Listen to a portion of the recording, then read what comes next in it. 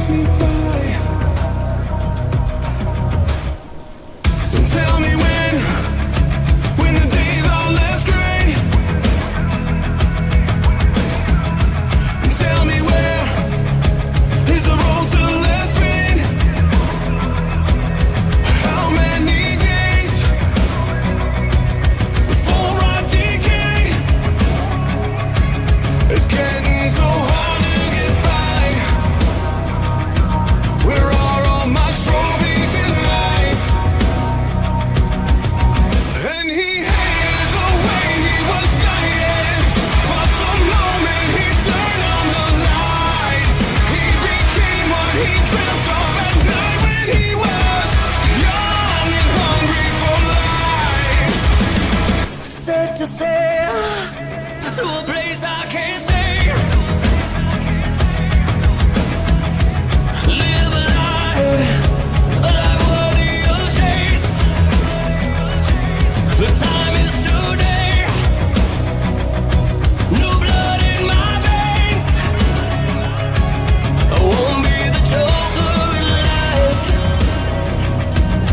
playing the part I don't like.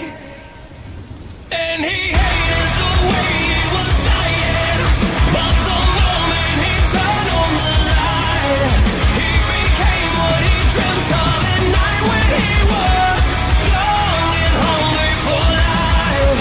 And he hated the way he was dying, but the moment he turned on the light, he became what he dreamt of at night when he was young and hungry for life. Yeah.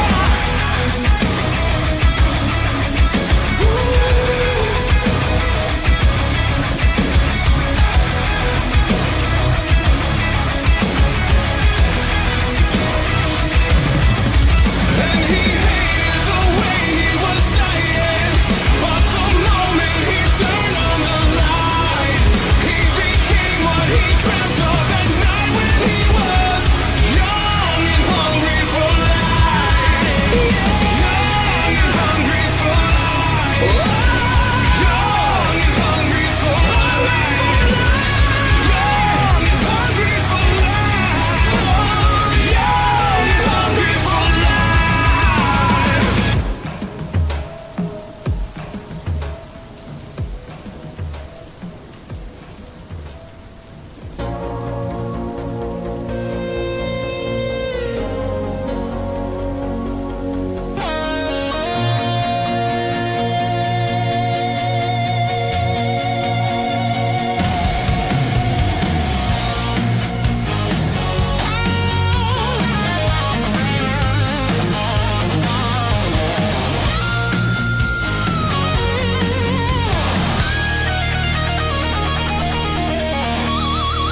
You said forever with a crooked smile.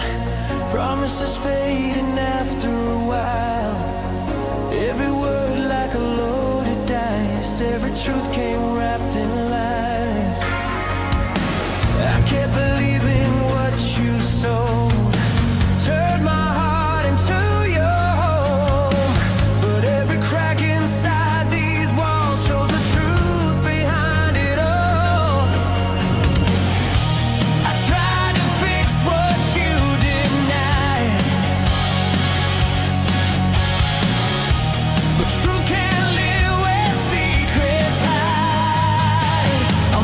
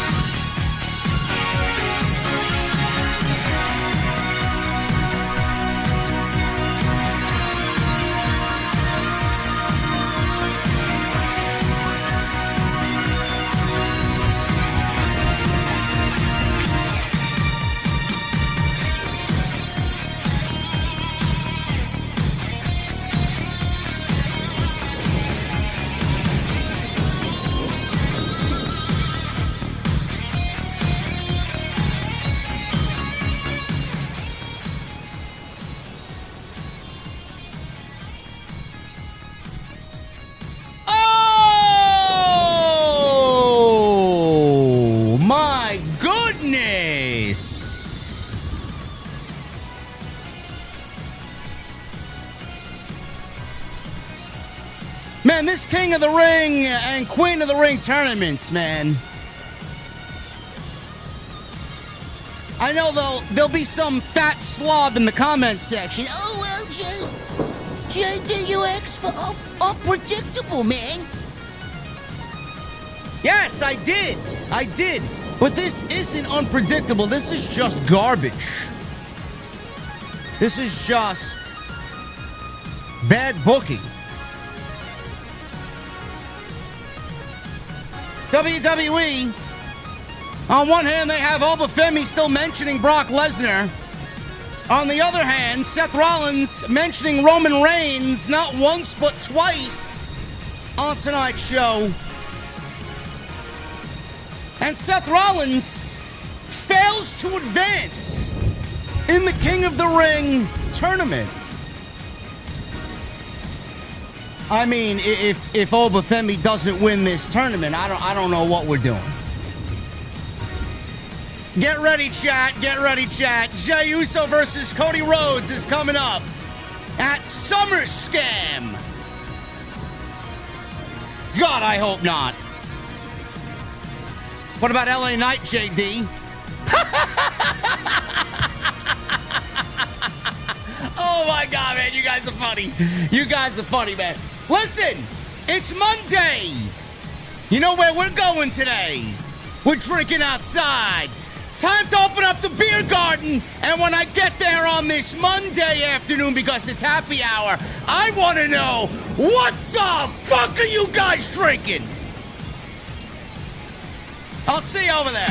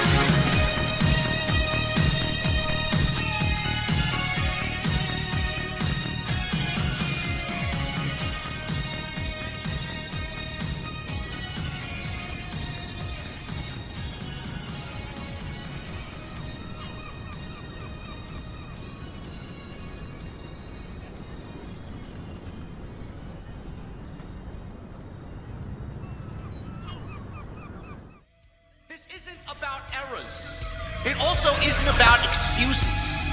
WWE has failed creatively. AEW has failed fundamentally. So why did Triple H lose the plot?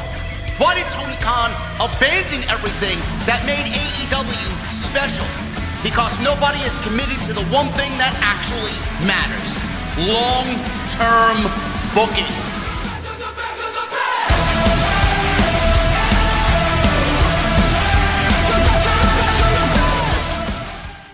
What is going on, guys? Thank you so very much for joining me right here on Off the Script. This is your Monday Night Raw post show for your Monday afternoon, June 8th, 2026. I'm your host, JD from New York, as always, coming to you live from the OTS Beer Garden. Thank you guys so very much for joining me on this Monday afternoon happy hour, wherever you may be.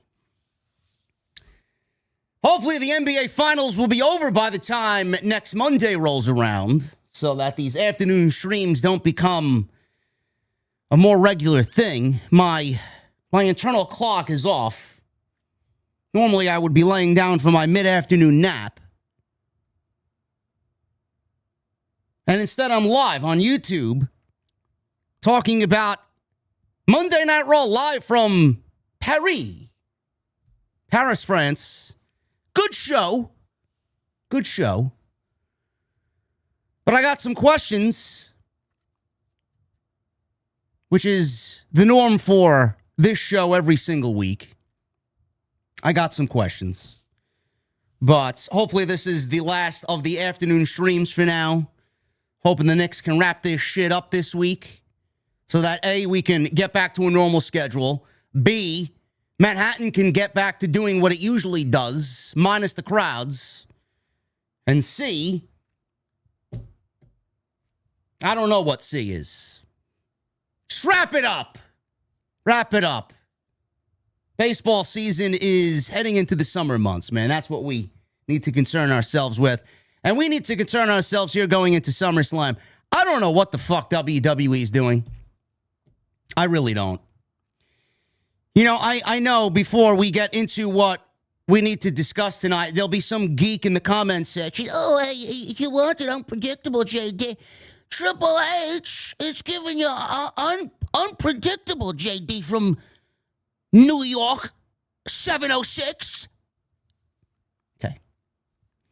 Thank you, fellow slob. Please hit the gym and shut your mouth. This is not unpredictable. This is WWE thinking that they're taking a risk. And quite honestly, none of it is exciting. On one hand, you got one tournament.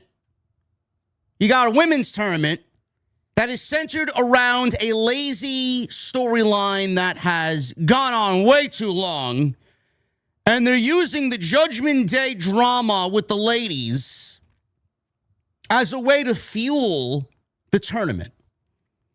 Mind you, Liv Morgan, who hasn't defended the WWE Women's World Championship in 52 days, is in the tournament, advancing in the tournament over the likes of Alexa Bliss and Becky Lynch tonight. Chelsea Green, she was there just to kind of get some minutes on TV. She wasn't really going to factor into anything. Chelsea Green, she never really does. But they're using this Judgment Day slop to forward this drama between the ladies. Oh my God, Roxanne Perez. She wants to be a team player, but she's also having internal struggles about trusting Liv Morgan and Raquel Rodriguez. She's taking issue with Liv Morgan being selfish. Bro, I said it last week, and I'm going to say it again. You do not need the tournament to play this run-of-the-mill, formulaic, simple-minded garbage.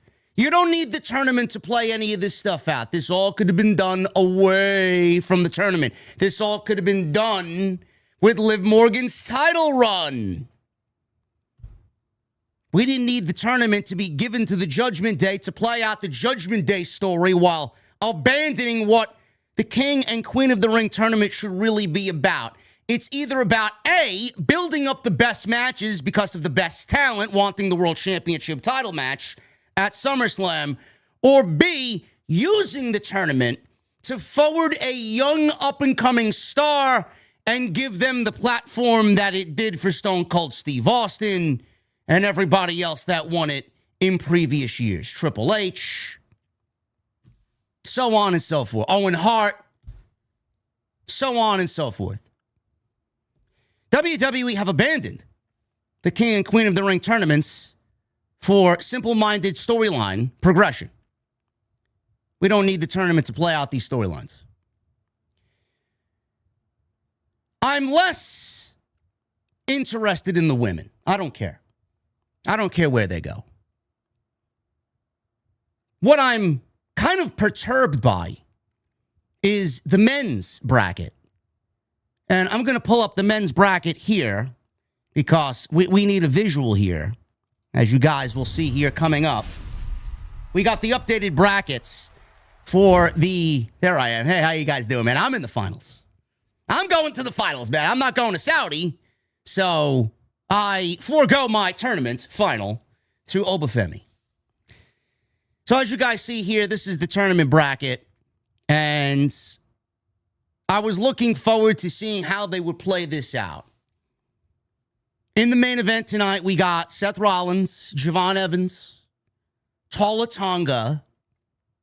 Don't know what Talla Tonga has to do with a World Heavyweight Championship or a WWE Championship opportunity, but, you know, he's in the Bloodline story. He's in the MFT, so they got to give at least one MFT some shine here. They gave Solo Sikoa shine on the opposite side. Talla Tonga and Ricky Saints. Ricky Saints. Now, this was a slam dunk, no doubt about it. This is easy as pie. Seth Rollins win, right? That's what everybody predicted. That's what everybody thought was going to happen. Ladies and gentlemen, that did not happen. Seth Rollins did not advance, as you see there. Javon Evans is now in the semifinals, and he awaits the winner of Friday's quarterfinal match in Rhode Island. That will be Jey Uso, LA Knight, Royce Keys, and Finn Balor. Now, on the other side of the tournament, you see there, Femi advanced over Penta, Solo Sikoa, and Carmelo Hayes. He's in the semifinals. No shocker there. And Dominic Mysterio upset Bron Breakker, Trick Williams, and Damian Priest. He meets Femi next week on Raw in the semifinals. That will be in Baltimore. Now, by the looks of this tournament, you would think that Femi is a absolute 100% slam dunk for the final. I don't know how they cost Femi this match, unless Brock Lesnar wants to show up in Baltimore. I don't think it is a good idea to have Femi pinned by Dominic Mysterio, but stranger things have happened. This would have all been okay if Brock Lesnar did not win at Clash in Italy. It actually would have made things a lot easier moving forward. You could have given Femi a huge upset loss by outside interference by Brock Lesnar by having Dominic pin him. You could have given him a countout loss. Things would have made a lot more sense if Brock Lesnar lost to Femi and then went on the warpath, costing Femi the King of the Ring crown. Now, a lot of people are still running with that. A lot of people are still running with that narrative. I could see it play out. I mean, we've talked about it for weeks. I don't know when WWE is going to pull the trigger, whether it's going to be in Baltimore, whether it's going to be in Saudi Arabia. Does WWE want to fly Brock Lesnar all the way to Saudi Arabia just to cost Femi the King of the Ring final? Does Brock Lesnar want to fly all the way to Saudi Arabia just to put in 3 minutes of work? I don't think that's economical. If I'm Brock Lesnar, I don't want to do that. Maybe it happens next week. Now, I will say this. Is Dominic Mysterio completely out to lunch here? Is he just 0% chance of winning next week? The answer is no. There is a small, and I mean a very minuscule chance Dominic Mysterio makes it to the final. I don't know who the fuck you're interested in seeing wrestle Dominic Mysterio in the final of the King of the Ring tournament, but there is a chance that he could go to the final. Now, if Dominic does advance, who's the best course of action? Could it be Royce Keys? Could it be Finn Balor? Could it be LA Knight? Could it be Jey Uso? I don't think Javon Evans is going to the final. I don't. I think he loses to whoever is going to come out of this match on Friday. Could they do Dominic and Finn Balor? I hope not. Do you really want to make the entire fucking Queen and King of the Ring all about the Judgment Day and former Judgment Day? Dominic Mysterio against Roman Reigns or Cody Rhodes? Not a chance in hell. Finn Balor versus Cody Rhodes or Roman Reigns? Not a chance in hell. I do not look at either of those matches as a King of the Ring winner going to SummerSlam and wrestling any one of those guys. That's not a SummerSlam match to me. It's not. Neither one of those matches are SummerSlam matches. Plus, you don't want to make all of the King of the Ring tournament about the Judgment Day because the women's is all about the Judgment Day. Again, we didn't need all of this to play out in the tournament. You could have did this away from the tournament. Femi, you would think by looking at this, needs to go to the final now. By looking at this, Femi needs to win the fucking tournament. But we have a problem. He's again mentioned Brock Lesnar. He wants Brock Lesnar's head on a stake. He wants the head of Brock Lesnar after he wins the King of the Ring. Now, I don't know what they plan on doing there. WWE has Saturday night's main event. That's at Madison Square Garden. You're going to need a big fucking match for Madison Square Garden. This is the first time since I think its revival they've gone back to Madison Square Garden.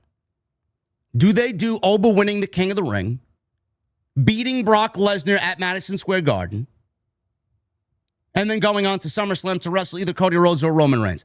Again, it's possible. It's possible. But if Brock Lesnar is going into SummerSlam, and SummerSlam is theoretically his last match, you want to give Oba that win in Minneapolis and then have him retire Brock Lesnar for a second time, this one being official. But then that means he shouldn't win the King of the Ring. I've seen options out there saying that Femi can win the King of the Ring. He could wrestle Brock Lesnar on one night and then go wrestle the other guy on the other night. No. Why?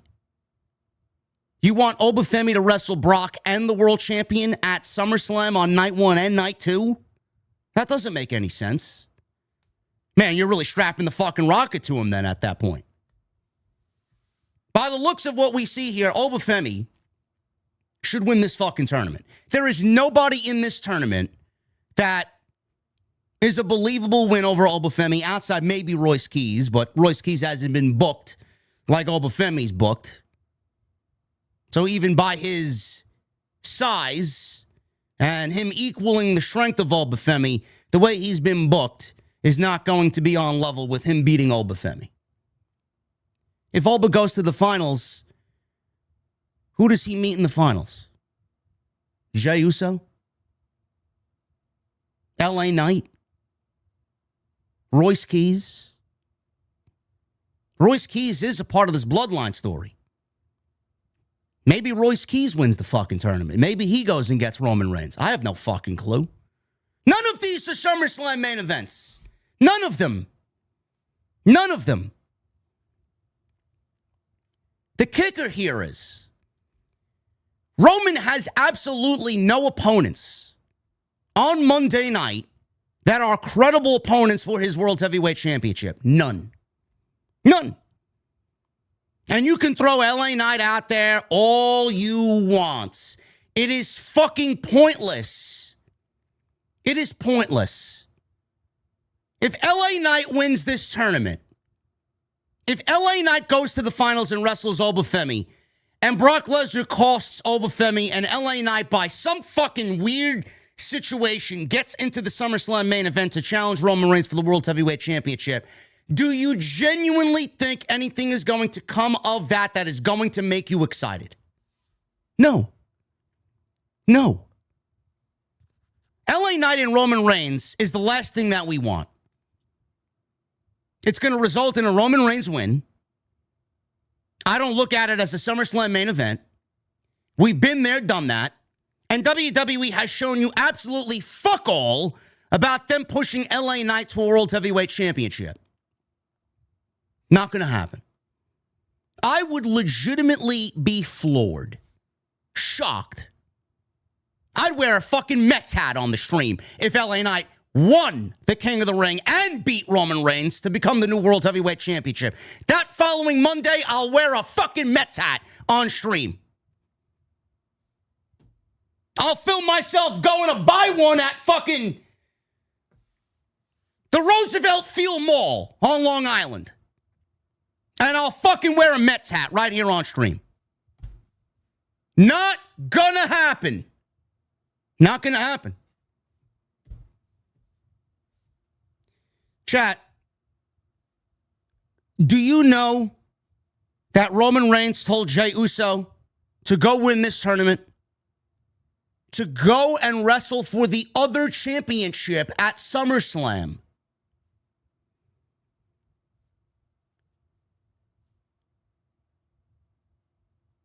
If Seth Rollins and this is the way that I'm looking at it.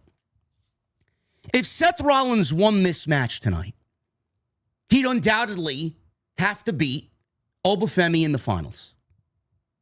How do we do that? How do we do that without the Brock Lesnar aspect? It doesn't happen.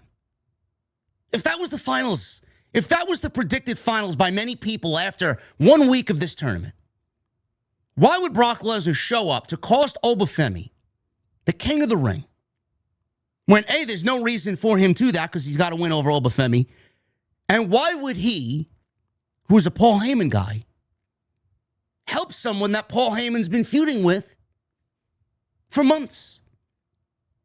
All 2026. It didn't make any sense. So they took Rollins out of the equation. They may run that same play, but with somebody else. And I genuinely think we're looking at Jey Uso in the finals. We're looking at Jey Uso, Javon Evans next week. We're looking at Jey Uso going to the finals. And we're looking at Femi being screwed out of the King of the Ring by Brock Lesnar.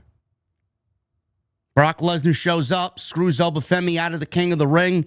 Jey Uso wins the tournament. Jey Uso gets Cody Rhodes at SummerSlam. Seth Rollins needs to wrestle Roman Reigns at SummerSlam. He needs to.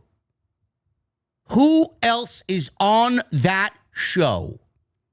Who else is on that roster that is going to give SummerSlam a Monday Night Raw World Heavyweight Championship main event? The answer is no one. Femi's that guy. But you've now mentioned Brock Lesnar twice in the last 2 weeks. You can't do Brock and Roman in the same weekend. It's either one or the other. Or if they want to do Brock and Oba at Madison Square Garden, like I said, maybe Brock gets Gunther at SummerSlam. And maybe we really go back and do that. But then what are you going to do? You're going to have Brock Lesnar lose to Femi and Gunther back-to-back shows? I don't think Brock wants to wrestle Gunther, and I don't think Brock is going to take 2 back-to-back losses. If he wanted to do that, he would have lost to Femi at Clash in Italy. Chat, we may be looking at Jey Uso and Cody Rhodes for the WWE Championship. We may be looking at it. And if WWE, if Triple H goes with Jey Uso winning this fucking tournament, I don't want to be around to see the nuclear bomb that is going to be social media. Nobody wants to see Jey Uso win the fucking tournament. You've booked LA Knight into oblivion. You've booked LA Knight like shit. Nobody believes LA Knight's going to beat Roman Reigns. Nobody. Nobody. LA Knight has been so insignificant on the show that him in any main event doesn't feel like a main event. He's even said it himself. He's a man without a country. They have lowballed him so much that he feels his reactions in the United States, not tonight, in the United States have lessened. They've weakened because of WWE's inept creative team. They haven't done anything with LA Knight. Nobody in this tournament outside of Femi is a worthy opponent for Roman Reigns. And I don't see them doing Femi and Roman Reigns, being that you've already put it out there that Oba and Brock is your likely direction. You can't do both. You got to do one or the other. Seth Rollins and Roman Reigns is still on the card. It is. It has to be. They opted to do Rollins tonight losing because of Bron Breakker. What are we going to sit here and do? Go through another 7 weeks of Seth Rollins and Bron Breakker to play that out at SummerSlam? Brother, if you're going to do that for the next 7 weeks, man, consider that feud fucking dead before we get to SummerSlam. Nobody cares. You're riding that one on fumes as it is. You do that at Saturday night's main event, get it over with, and have him challenge Roman Reigns for the World Heavyweight Championship. Move the fuck on. I cannot see Femi winning this tournament. I can't. Unless you are going all the way with him and having him win the World Heavyweight Championship, I just don't see it happening. But Brock Lesnar, you mentioned Brock Lesnar last week. You mentioned Brock Lesnar again this week. The more you continue to fucking say his name, he is going to appear when you least expect it. So no matter if it's Javon Evans, LA Knight, Jey Uso, Finn Balor, or Royce Keys, Femi is not making it to SummerSlam. Javon Evans is not making it out of that second round. Royce Keys has a chance. LA Knight has a chance. Jey Uso is the odds-on favorite. Jey Uso is, in my opinion, the guy that's going to win this tournament because of Brock Lesnar. I don't like it. I don't like it. You had one fucking job. The problem with this tournament is WWE is trying to be different. WWE is trying to be risky. They're trying to be unpredictable. But what they really did here is bypass an Femi and Bron Breakker match in the semifinals. Why are we so afraid to give big matches away? Why are we so afraid?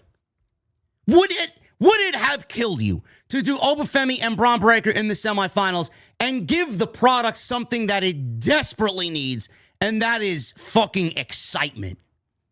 Do you know how exciting an Femi and Bron Breakker match would have ended up being on Monday Night Raw? Probably riddled with fucking commercials. Probably 7 minutes of fucking commercials in between the goddamn fucking 3-segment match. But do you know how exciting that would have been? WWE opted to bypass that and put Dominic Mysterio in there and make a mockery of this entire left side of the tournament. Then they opted to take Rollins out of the equation and put Javon Evans in there. The optics of it are, look, WWE is pushing their future. Javon Evans don't stand a fucking chance in this tournament. Javon Evans ain't going to the finals, and Javon Evans ain't going to SummerSlam, no matter how you put it. So sure, they're kind of moving their chess pieces forward on the chessboard, but they ain't gonna fucking overtake the king and the queen. So what's the point? You opted to take Rollins out of the equation because of Bron Breakker. Would it have been so bad to do Breakker and Rollins in the finals? You're trying to get to the place you want to be by taking the most convoluted way. If you want to do Reigns and Rollins, why don't you just take the easiest route there and have Rollins win the King of the Ring? You want Oba and Brock, have Brock cost Oba the fucking tournament. Brock does what he wants, right? Everybody, all these years I've been told Brock does what he wants. Have him go out there and fucking be animalistic. He don't got to listen to the Vision. He don't got to listen to Paul Heyman. Have him do what the fuck he wants to do. Roman Reigns would take care of Rollins anyway. It's Brock and Oba. Brock wants Oba. He's the only one that is in this Oba realm. He wants to take him out. He wants to end him once and for all because he feels like the beast incarnate is threatened by another larger ruler. The problem with this tournament is it's not unpredictable. Javon Evans winning tonight isn't unpredictable. Dominic Mysterio winning on Friday isn't unpredictable. It's fucking garbage.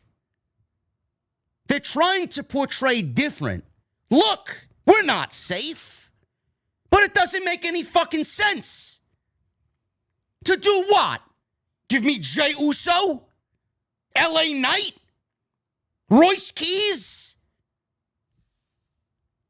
It's either Oba wins this thing and goes all the way to win the World Heavyweight Championship, or Brock Lesnar fucks him over and we get Oba and Brock 3 at SummerSlam, and Roman and Rollins have their match at SummerSlam. So what exactly are you trying to do here? What we don't want is Cody versus Uso, Roman Reigns versus LA Knight. Neither one of those are SummerSlam matches. Finn Balor versus Roman Reigns, Finn Balor versus Cody, not going to work. Royce Keys versus Cody, Royce Keys versus Roman, not going to work. LA Knight, not going to work. Jey Uso, he wins the tournament. He's not wrestling Roman. He'll go wrestle Cody. Oba and Roman, Oba and Cody. This is another aspect that I don't think people are talking about. Oba and Cody. If Oba wins the tournament, he can go and challenge Cody Rhodes. It doesn't necessarily have to be Roman Reigns. Maybe Cody's world title run isn't threatened by a Sami Zayn or a Gunther or a CM Punk. Maybe it's Oba Femi. Is it possible that Oba wins the tournament and goes and wrestles Cody Rhodes? That means he would have to get Brock Lesnar before SummerSlam.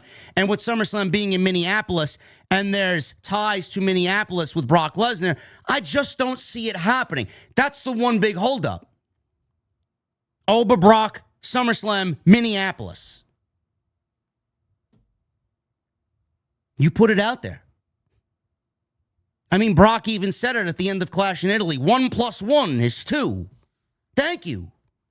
I didn't know that, Mr. Lesnar. Clearly, they've been building towards a third match. Soon as the second match ended, they were building towards the third match.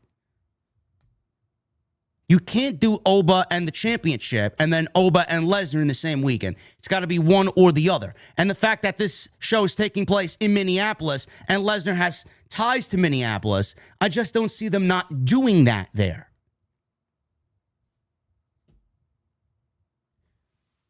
I don't want to set you guys up for the ultimate disappointment.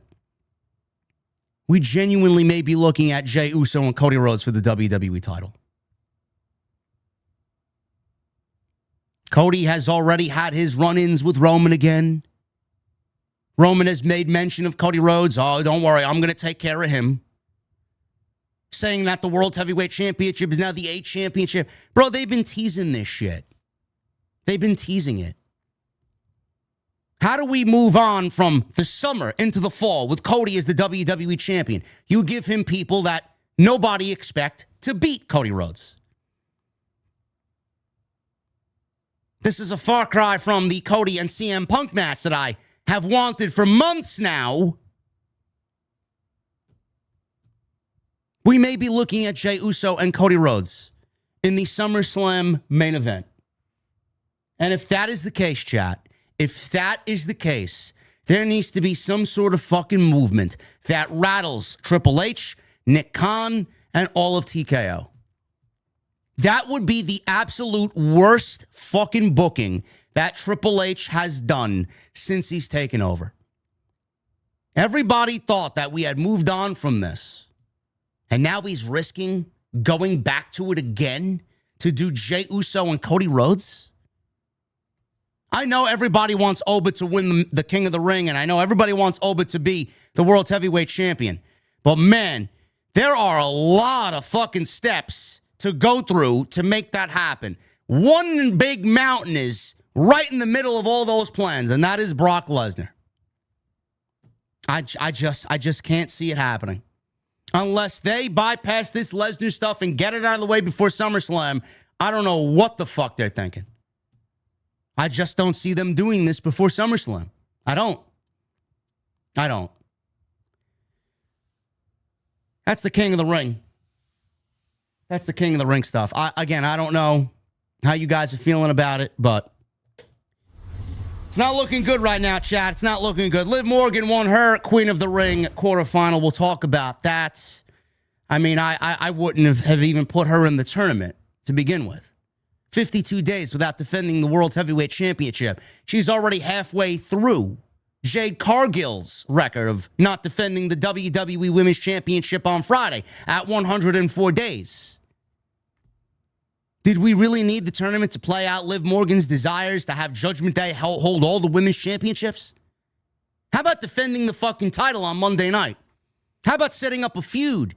Oh, I wish we could do that, but everybody else is tied up with the IC title or in a fucking tag team, battling over the worthless tag team titles.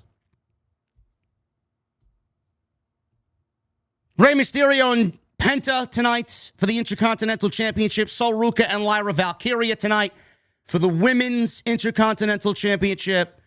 We'll talk about it, including Chad Gable and his redemption tour, where he is now on this apology spree to all the luchas.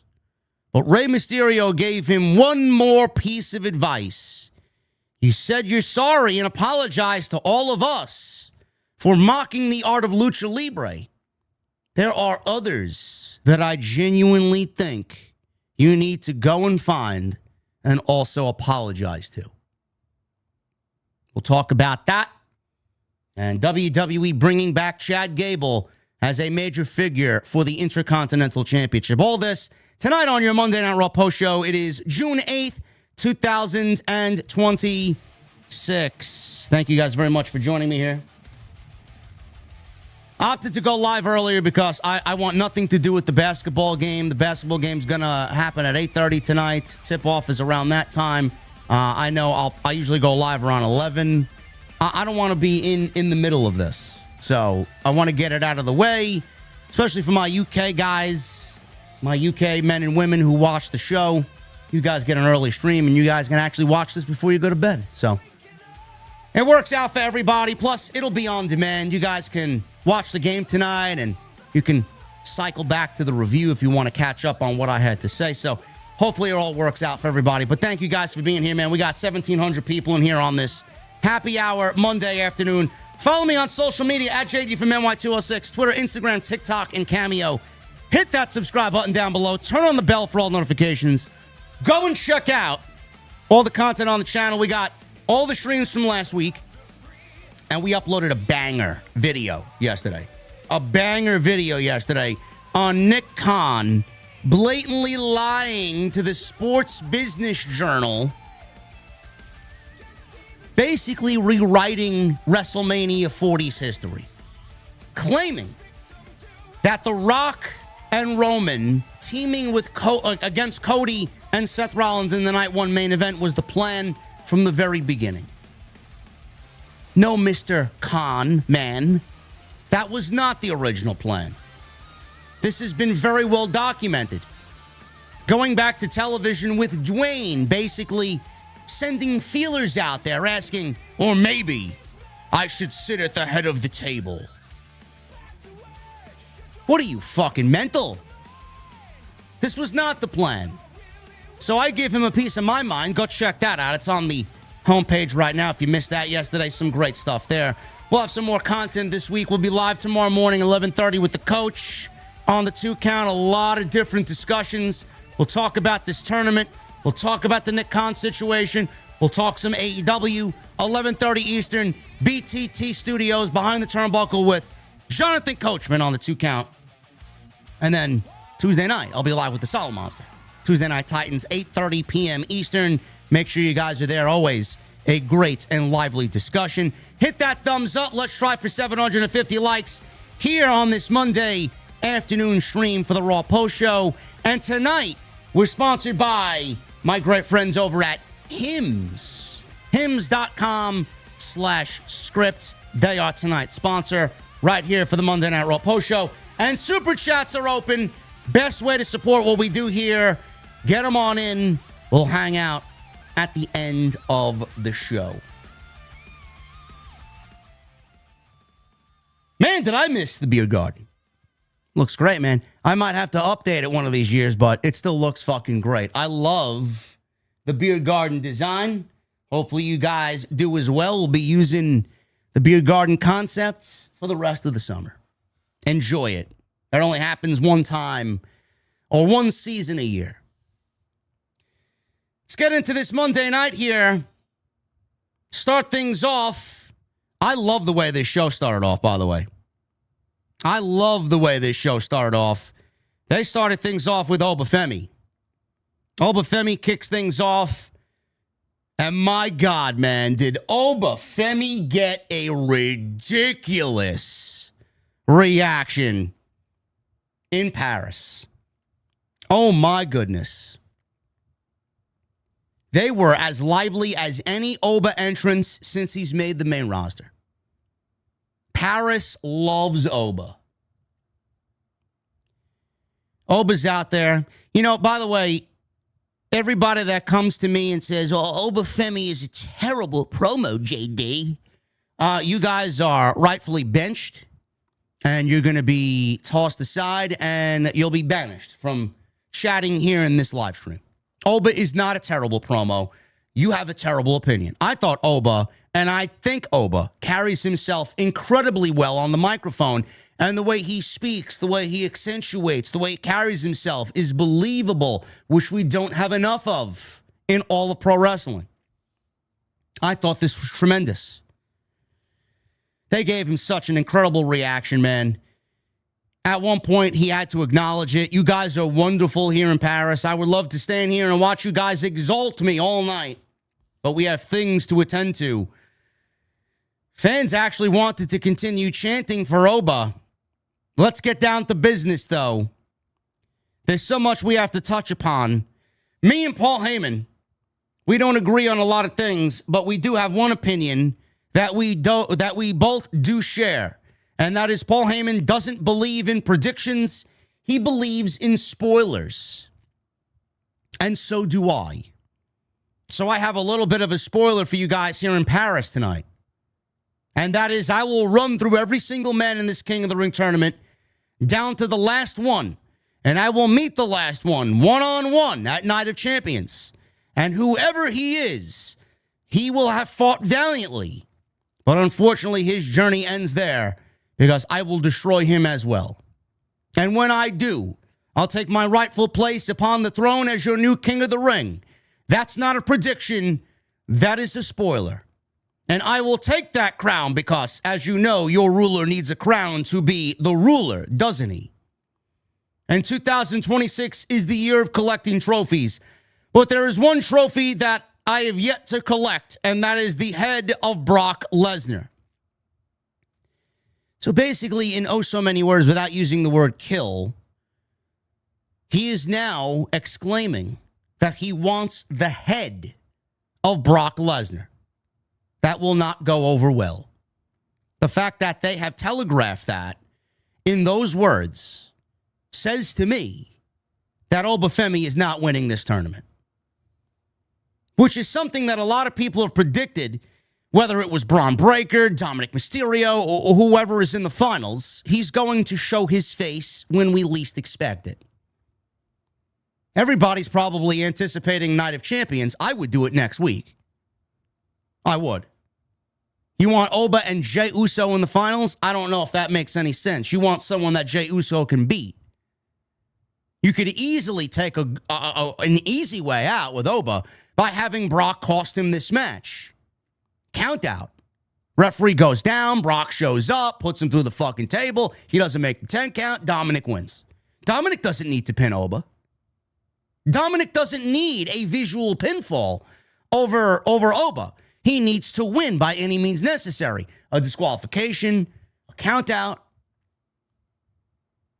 So when you say Dominic getting the win over Oba, I think people automatically assume that Dominic needs to pin Oba. Dominic doesn't need to pin Oba. He just needs to beat Oba. Maybe they do it next week. I would actually be more surprised if it's in Baltimore than in Saudi Arabia. Everybody's expecting Saudi Arabia. Why do you want Brock on that show just for 3 minutes of a run-in? Do it next week. Have Dominic go to the final. If that is the plan. I don't like it. Because then at that point, you would have taken already that one guy that I thought was going to win it in Seth Rollins out of the tournament. And then at that point, you're absolutely looking at Jey Uso going to SummerSlam. I just can't see it. I hope I'm wrong. I have absolutely no problem. I'm with you guys. I want Oba. If Oba's going to win this tournament, just give him the whole fucking thing. Give him the world title. Give him Roman. Move on. Future is now. Future is now. One thing the company needs to do is invest in its future. I just don't see that happening. I don't. This is WWE that we're talking about. Do you genuinely think they're going to take the risk? The Bloodline is legitimately their lifeblood. Without the Bloodline, they don't know how to run television. These people are incapable of running Monday and Friday night without the Bloodline. Everything they do revolves around the Bloodline. Do you genuinely think they're going to bypass the Bloodline to give Femi the future of the fucking company, the King of the Ring, SummerSlam, and the World Heavyweight Championship? Come on, man. No. No. They will not. These people are incapable of making such decisions. Now, Oba can win the tournament and go wrestle Cody Rhodes. I wouldn't have a problem with that either. Cody's fucking boring. He's boring. Every feud Cody's in, referee, screws, Kevin Owens, Drew McIntyre, Gunther. It's at this point where we're just looking at Cody Rhodes, asking him, bro, just turn heel already. Just turn heel already. I just don't see it happening. I don't.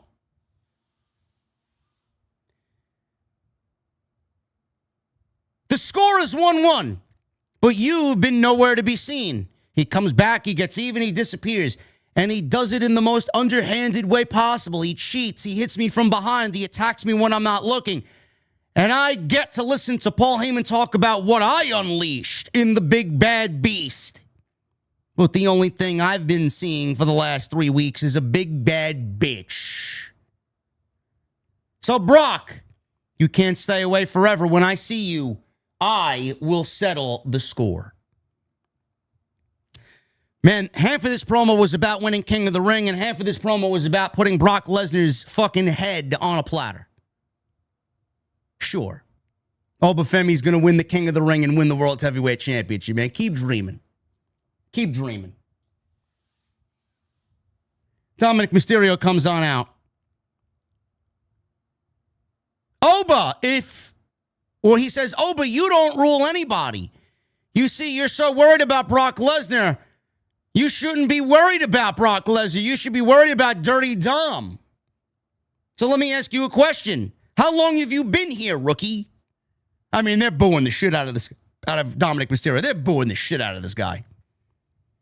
I mean, they're chanting Oba, and they're booing Dom every time he speaks.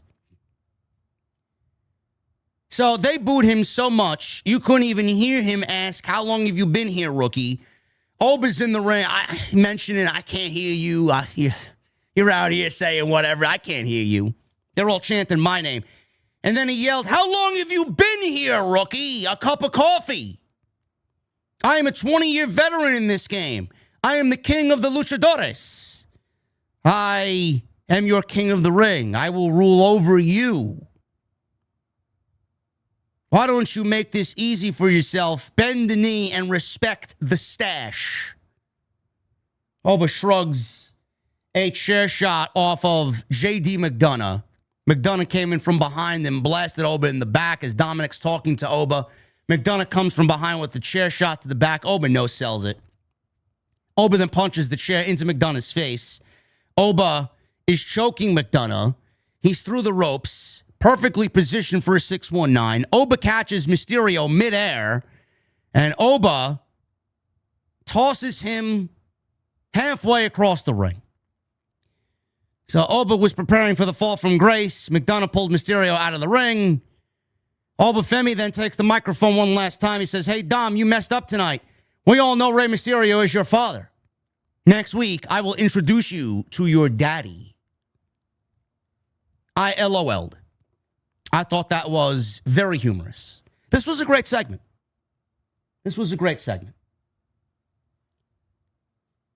Checking the chat here. Hog Dog, can I get a shout out, JD? I love the show, bro. Hog Dog, what's up, man? Thank you for being here. I see you.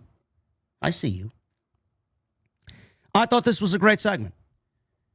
Now, it sets up next week. It builds some intrigue going into next week. What is Oba going to have to deal with? He's going to have to deal with the Judgment Day. Is Dominic going to pull out the victory?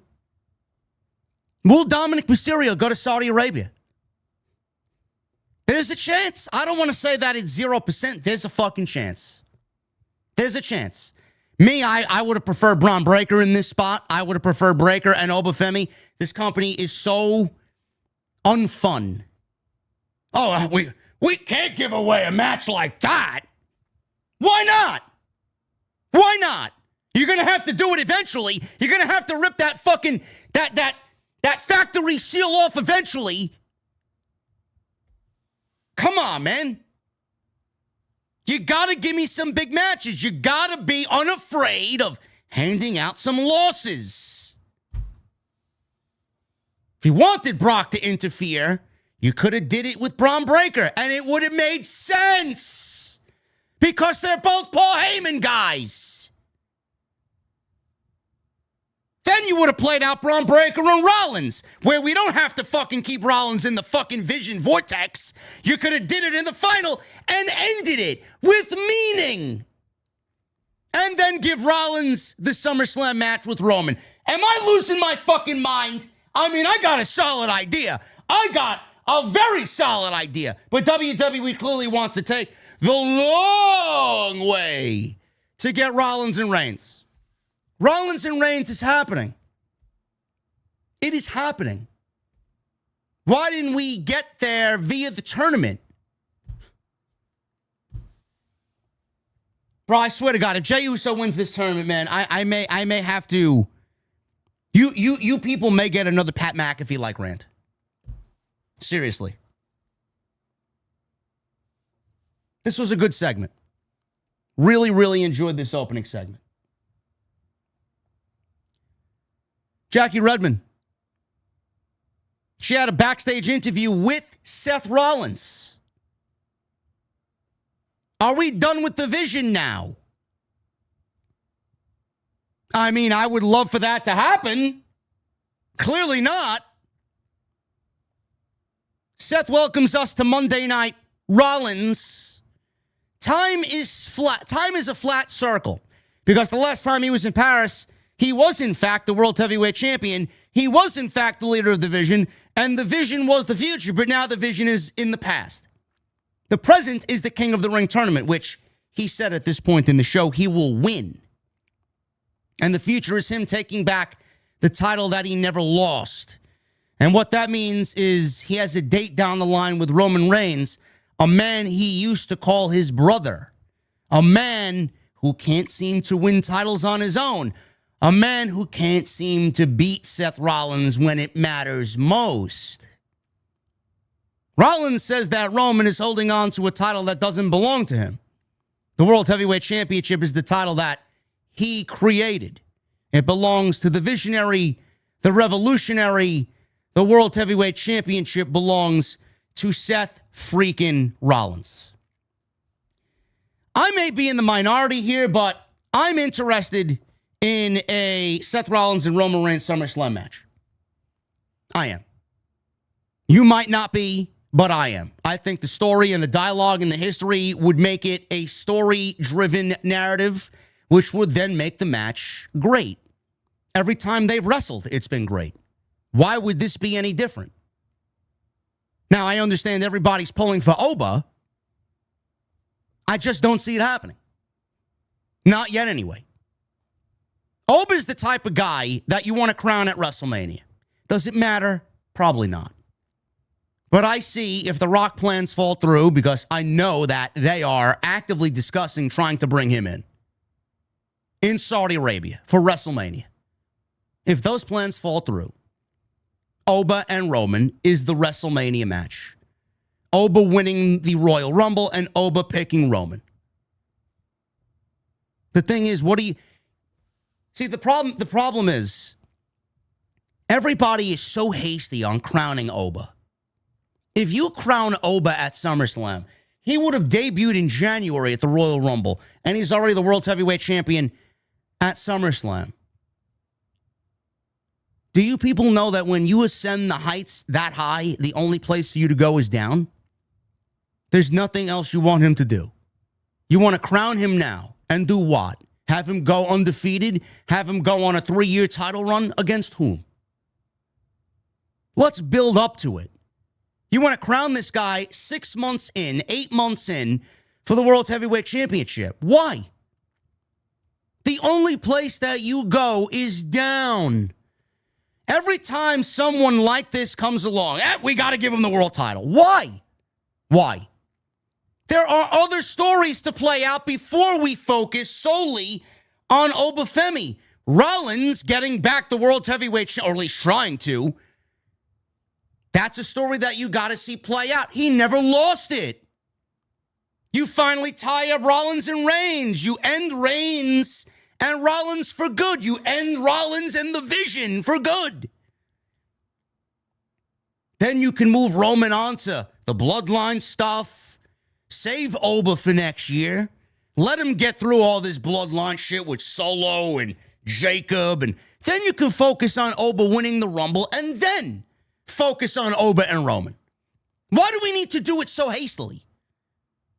What is with everybody wanting to rush? It worked with Lesnar. Fine.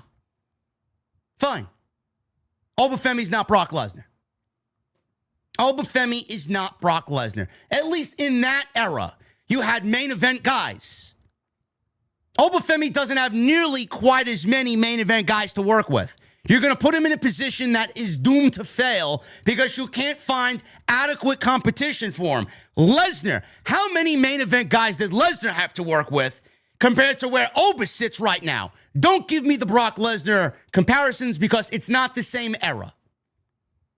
There, they had main event guys. Now they struggle to create main event guys. We're already talking about, we've already documented on this stream already tonight, that Roman has no competition on Monday outside of Seth Rollins. Because they don't invest. They're afraid to hand out losses. They're afraid to move forward. They don't want to move forward. They have Cody and Punk and Rollins and Reigns and LA Knight, all these other, everybody who's of 40 plus in age. That's who they're focusing on. They are afraid. They don't have it within them.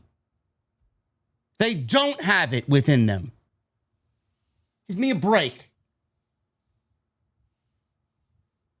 Oba is nowhere near Brock Lesnar in 2002. Oba has nowhere near the level of competition that Brock had in 2002. Give me a fucking break with the comparisons. That is an unfair and ridiculous comparison.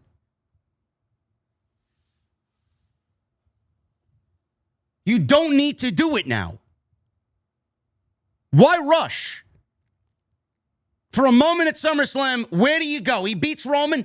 Who is he going to feud with? Have you asked yourself that question? If Oba Femi beats Roman Reigns at SummerSlam, who does Oba feud with over the World Heavyweight Championship? Brock Lesnar? Who does he feud with? Jey Uso? Jacob Fatu? Give me a break. Give me a break. It doesn't need to happen right now. Creatively speaking, it's not the right time.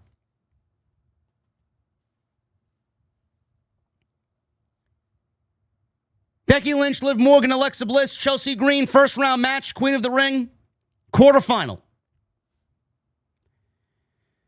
Liv Morgan has not defended the World Heavyweight Championship in 52 days. This is an ongoing problem. It happened with Jade Cargill in the beginning of the year. She went 104 days without a singular defense of the Women's WWE Championship on Friday Night SmackDown. Why is WWE so lazy when it comes to their women's champions? Do they think that this is adequate creative? See, there's a problem that WWE isn't really addressing. And the fact of the matter is, they're focused a lot on the Intercontinental title, and they're trying to move pieces around on who defends and who challenges for the Intercontinental Championship and who defends and who challenges for the World Heavyweight Championship. You got Becky Lynch holding an Intercontinental Championship when Becky Lynch is a main event talent. And then you got the women's tag team title stuff, which basically has tied up all of your top contenders in absolutely irrelevant tag teams that mean nothing to the show. In fact, the women's tag team titles and the women's tag team division is some of the worst slop on all of your weekly television pro wrestling. You've done more harm than good with the women's tag team championships. Instead of focusing on building talent, you would rather put them in a tag team, give them 6 minutes, 7 minutes, get these shitty tag team matches on TV, and then do nothing with the division. You did it with Rhea and Io. You're doing it with Charlotte and Alexa. You're doing with how many other Bayley and Lyra. The tag team division is absolutely harming the overall women's division health. Why are we so focused on women's tag team wrestling? Liv Morgan hasn't had one title defense coming out of WrestleMania. And by all accounts, people are not calling this shit out. So in WWE's eyes, how do we stop the bleeding? Okay, we'll put her in the Queen of the Ring tournament. You mean the Queen of the Ring tournament that should be used to find an opponent for Liv Morgan? You mean the Queen of the Ring tournament that should be building up young, youthful, vibrant stars of the future? That could be the next Liv Morgan. Makes a lot of sense, right? Jade Cargill did it for 104 days. Now, to be fair, WWE had nobody in that division that was even worth it to challenge Jade Cargill. The division was shit. Now Friday night's women's division is a lot better than the Monday Night Raw women's division. The tides have turned. There's more talent over there that I want to see than there is on Monday. I thought this was a very good match. Out of the two women's matches that we've seen so far, this third one was the best one. So, Alexa came out, and then Chelsea Green came out. Becky Lynch, Liv Morgan came out last. She's in this tournament to fight for herself. She wants to wrestle for Rhea's World Championship. But she's in the tournament saying that she wants Rhea's World Championship, and at the same time, she wants Raquel to win the tournament to go after Rhea's World Championship. Bell rings. Becky Lynch tried to get on the same page with Chelsea Green, immediately turned on Chelsea. Becky Lynch sent Chelsea to the outside, faced off with Bliss one-on-one. Lynch tried to get Alexa with a baseball slide. She moved, and she hit Liv Morgan. Chelsea Green jumps off the top rope, takes out everybody with a big crossbody. Becky Lynch and Alexa go back into the ring. Becky dropped a leg on Alexa for a 2 count. So Bliss comes back with a jawbreaker. Backstabber from Liv Morgan. Chelsea is in there now going blow to blow with Liv Morgan. And she countered with a 3 Amigos, did Liv. Green and Bliss come back, hits a double suplex on Liv Morgan and Becky Lynch because we need the avalanche spot in the corner in these multi-person matches. Bliss threw some shoulders, big drop kick to Becky and Liv. Chelsea went for a double bulldog. Bliss hit a senton. Chelsea's in there. She's trying to make believe she's got a chance in this thing. Some knees. Becky and Liv turned on Chelsea. Bliss, she fights off a manhandle slam attempt. Chelsea sent a missile dropkick right into Becky Lynch. Liv Morgan hit a powerbomb on Chelsea. Bliss broke up the cover with a twisted Bliss. This looked sloppy because Liv powerbombed Chelsea and then positioned herself in a way that would set up for Alexa to hit the twisted Bliss. Why are we positioning ourselves awkwardly in the ring to lay the right direction so that someone else can hit their big move off the top rope? Don't do the move. How about we don't do a twisted Bliss in that spot so Liv Morgan doesn't have to awkwardly reposition herself in a pinfall that looks completely stupid and out of place. Twisted Bliss. Becky broke up her pin attempt. Becky Lynch then tossed Chelsea Green and Liv to the floor and went for a manhandle slam on Alexa Bliss, who countered with a blockbuster. Liv Morgan went for Oblivion. Bliss countered that into Sister Abigail. Becky Lynch hit manhandle slam. Chelsea Green hit Unprettier. Morgan ends up stealing the victory when she rolled up Chelsea to get the pin and advance in the tournament. So all these ladies hit their big moves, and Liv Morgan ended up rolling Chelsea Green up and stealing the victory from everybody. And she advances in the tournament. She now awaits the winner of the match on Friday. That will be between Charlotte Flair, Jade Cargill, Sol Ruca, and Lyra Valkryia. I would think Charlotte Flair wins that match. You would think. I don't even know at this point. Liv Morgan is the world's heavyweight champion. Do they have Liv Morgan go up against Sol Ruca or Lyra? Do Charlotte and Jade cancel each other out? Is Lyra going to win to ultimately lose to Liv? Are we looking at a Liv versus Raquel final? This may be the most interesting of the finals. This may be the most interesting of the options. I don't know why they would do Io and Liv. I'm hoping Charlotte pulls out the victory, and I hope we get Charlotte and Io in the fucking finals, and I hope we get Charlotte challenging Rhea. That's what I hope for. And I hope Io, by some way, gets Liv at SummerSlam. But knowing Triple H and how he loves the Judgment Day, I can absolutely see him doing Liv and Raquel. I can absolutely see that. Charlotte's in there with Jade. I'm hoping for Charlotte, but in my heart of hearts, I think they cancel each other out. I'm thinking Liv goes to the finals. I think Liv goes to the finals. I don't know if Liv wins, but this may be setting up for Roxanne Perez to play out her frustrations on Liv Morgan and give Raquel Rodriguez the assist in beating Liv Morgan, which will then fuel the rest of the Judgment Day drama to play out after the tournament is over. Because I'm not sure if you guys are aware, they moved Money in the Bank to October. So Roxanne Perez winning Money in the Bank went from August 29th, and then they moved that to September, and then they again moved Money in the Bank to October, with WrestlePalooza more than likely taking place in September. Do we see Liv and Raquel in the finals with Roxanne Perez playing out the whole Judgment Day frustration? Again, I said it once, I'm going to say it again. We didn't need the tournament to play out this aspect of the story. This all could have been done away from the tournament. Why would you waste the entirety of the tournament on this middle of the road, very weak storyline that has nothing going for it because Liv has done nothing with the women's championship? I don't know.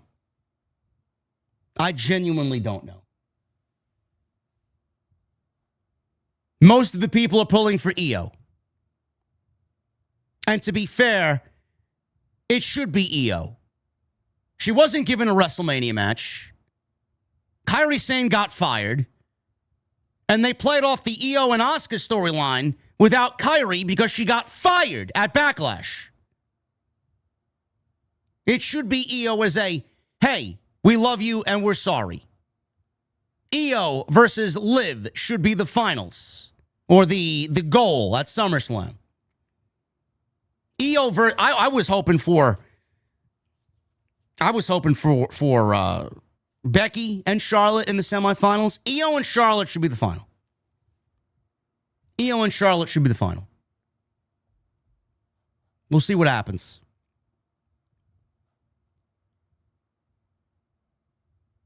Moving on. Penta and Rey Mysterio had a video package. They were really hyping this up to be a dream match tonight. A dream match that was littered with commercials. 7 minutes of commercials in this match, if you watched on Netflix. After this video package, Chad Gable walked up to Penta in the locker room. Gable knows that Penta has a very important match coming up. So he's going to keep this very short. He spoke to Rey Fenix on SmackDown. He said a lot of things that got him thinking. Gable did a lot of things the past 2 years that he's very ashamed of. He went crazy, running around impersonating luchadors, insulting an entire culture, all because it started with his loss to Penta in his debut match on Monday Night Raw last January 6th. When was it? January 15th? That following week, that second week of Raw on Netflix, Penta debuted. So, I love the fact that they actually had the wherewithal to think that all of this started with him losing to Penta. And it did.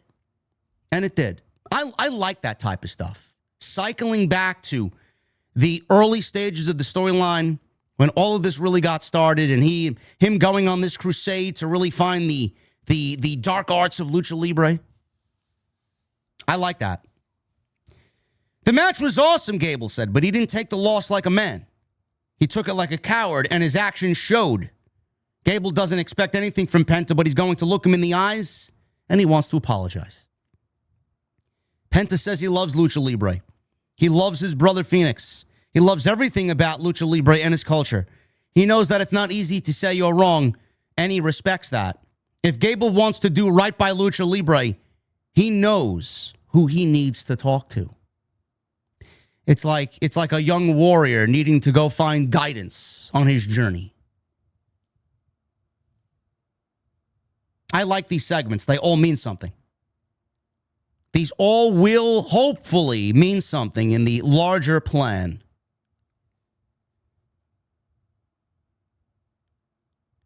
Like I said, WWE moved Money in the Bank from September 6th to October 10th. They announced in its place, Saturday night's main event will take place now on September 6th at the State Farm Arena in Atlanta, Georgia. Hopefully we're looking at the Braves clinching a playoff berth at that point and moving on to the World Series. Or at least getting through the playoffs and then clinching a World Series. Maybe. Maybe I just jinxed them. I don't know. Seth Rollins had a face-to-face with Montez Ford. They are now all buddy-buddy. They're best friends. Whatever issues they had are now long gone.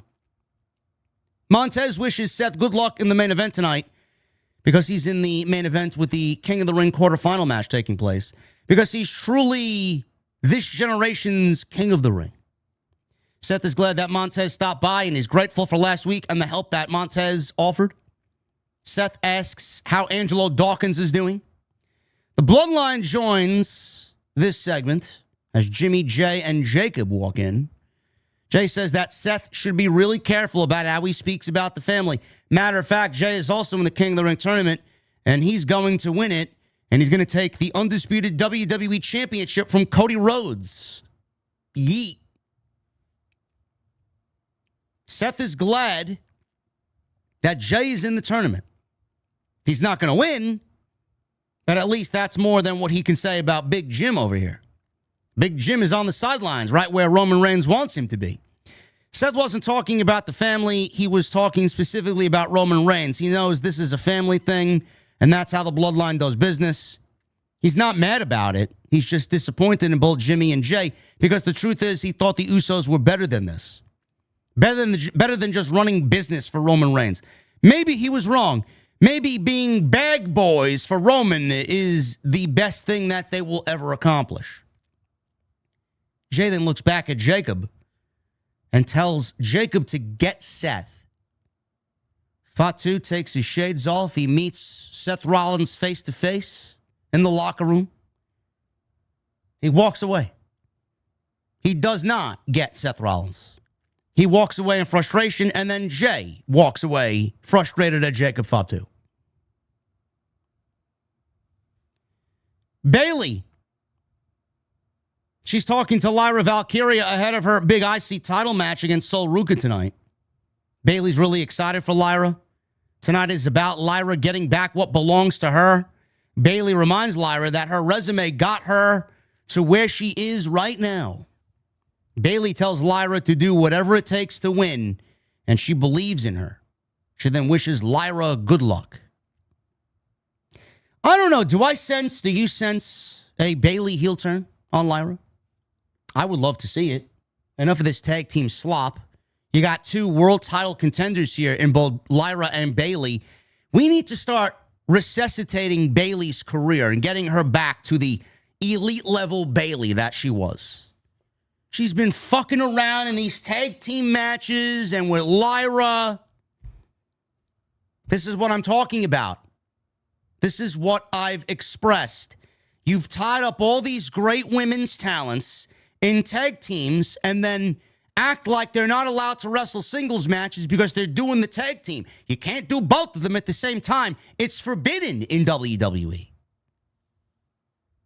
Ridiculous. Speaking of which, women's IC title on the line. Sol Ruca defending because she's a fighting champion. Let's not make this a regular thing. We don't need something that is disguised as a fighting champion. Open challenge. Disguised as fighting champion every week. I thought this is the best that Sol Ruca has looked on the main roster. Still not there yet. Still a little off. Still a little miscommunication. Still a little green. But I think largely this was the best Sol Ruca match so far on the main roster. So they make their introductions. Alicia Taylor makes the introductions. Lyra grabbed a wrist lock. Ruca flipped into a wrist lock of her own. Lyra hits a big arm drag. Big spin kick. Sol Ruca comes back, whips her into the corner. Lyra went for a lariat. Ruca dodged away from it. Hits a big, emphatic X Factor for a 2 count. Ruca went for her springboard lariat, which I don't think she's hit on the main roster. Everybody's blocked it up until this point. Lyra caught her, sent her over the top rope to the outside. Little bit of a sloppy transition to the outside. Looked like Sol got caught up on the top rope there. I'm not sure what she wanted to do there. It almost felt like she wanted to stay in the ring and then go over the top rope at the same time. She didn't know what she wanted to do. So Lyra pulled Ruca back in for a cover, only to get a 2 count. Sol comes back with some shots. Lyra caught her Boston Crab. Lyra then mocked Sol for a little bit, which led to Ruca getting a roll-up on Lyra. Double clothesline, center of the ring. Lyra gets up, starts throwing some forearms. Sol comes back, and they trade some more elbows back and forth. Sol sent Lyra into the corner following a missile drop kick. Big running high knee. She goes for a cover, gets a 2 count. Lyra dropped a big leg. Now, Sol found herself draped over the top rope. She went up top, did Lyra. Leg drop right across the neck and the back. She then went for a tornado DDT, but Sol counted it. Lyra got Ruca up for a Nightwing. Sol counted it into a Soul Snatcher attempt. Lyra got caught on the ropes, which allowed Sol to land the Soul Snatcher and eventually get the 1, 2, 3. I don't know why they moved away from the actual camera shot. There was this weird transition where the camera was focused on the Soul Snatcher, and then they did this weird camera shot that filmed from outside the ring, adjacent to the steel post and the turnbuckle. I don't know. It felt like maybe that Sol fucked it up. Maybe WWE production thought Sol was going to fuck it up because she's done nothing but fuck it up, and they wanted the camera shot to not show the fuck up. I don't even know if she actually hit it flush. The camera shot was just not right. They did this weird transition away from actually shooting the Soul Snatcher to a shot from the outside the ring. I don't know if anybody picked up on that, but Sol wins. She defeats Lyra. Her first title defense is in the books. It's basically all she wrote.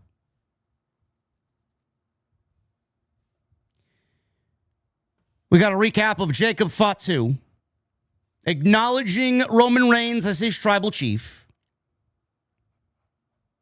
Jey Uso was yelling at Jacob Fatu in the backstage area. Jey wants to know why Jacob didn't run the play. They're on the same team. Jacob doesn't want things to get twisted around here. Let's keep it 100, he says. I didn't acknowledge the Usos. The only person that I acknowledge is the OTC Roman Reigns. Jacob says that the Usos need to worry about their boy, LA Knight. Didn't you guys tell him to stop running his mouth about the family? Let's keep it 100. LA Knight's got a lot on his mind and a lot to say. He's probably out there right now talking about the family, and the Usos are back here doing nothing. All gas, no brakes with it. Jimmy tells Jacob to group text the Bloodline.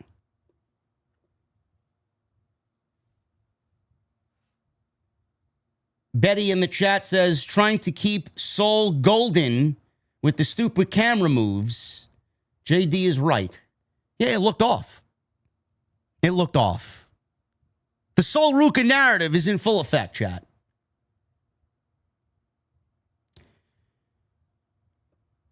LA Knight. Roman Reigns was not on the show, by the way. It's all Jimmy J and Jacob. He'll be on the show next week in Baltimore. I guess he flew home as the European tour is coming to a close. LA Knight. He's out there. Let me talk to you. Friday Night SmackDown. Fatal 4-Way, King of the Ring. Balor, Royce Keys, Jey Uso, and the man standing right here with everybody saying LA Knight. Yeah. Now, normally I would walk out here. I would say on Friday, I'm going to go through all 4 of them. I didn't know that there was a Fatal 5-Way happening on Friday. LA Knight says he's going to run through all 4. He's going to run through himself. He's going to run through all 4 of them. I think he realized what he said there. There was this momentary pause where he's like, fuck. Did I just say that? I'm going to run through all 3 of them. I'm going to go to Night of Champions. I'm going to win that. And I'm going to face Roman Reigns for the World Heavyweight Championship.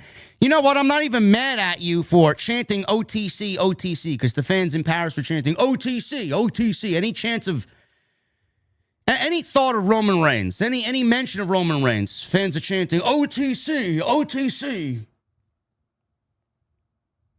I'm not mad that you guys are chanting that. You know what? Roman Reigns conned you all. He's a con man.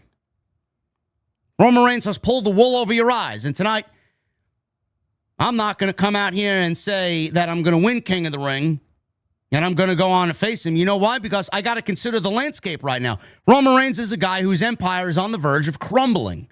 So he's out here trying to hold onto any power he can. He keeps us all trapped in that bloodline vortex. So I can't think that on Friday, somebody from the bloodline ain't going to come down here and interfere in that match to help Jey Uso win. And I know I heard the warnings from Jimmy Uso, from Jey Uso. Don't talk about the family. It's none of your business. But boys, unlike you, I don't take orders from Roman Reigns. I don't fall in line to a tribal chief. In this neighborhood, I am the chief. So as Chief LA Knight, let's go ahead and give me the benefit of the doubt. Let's say I go on and I win on Friday night. I go on to the King of the Ring final. I win that. And then I'm facing Roman Reigns, looking him right in the eye for that World Heavyweight Championship.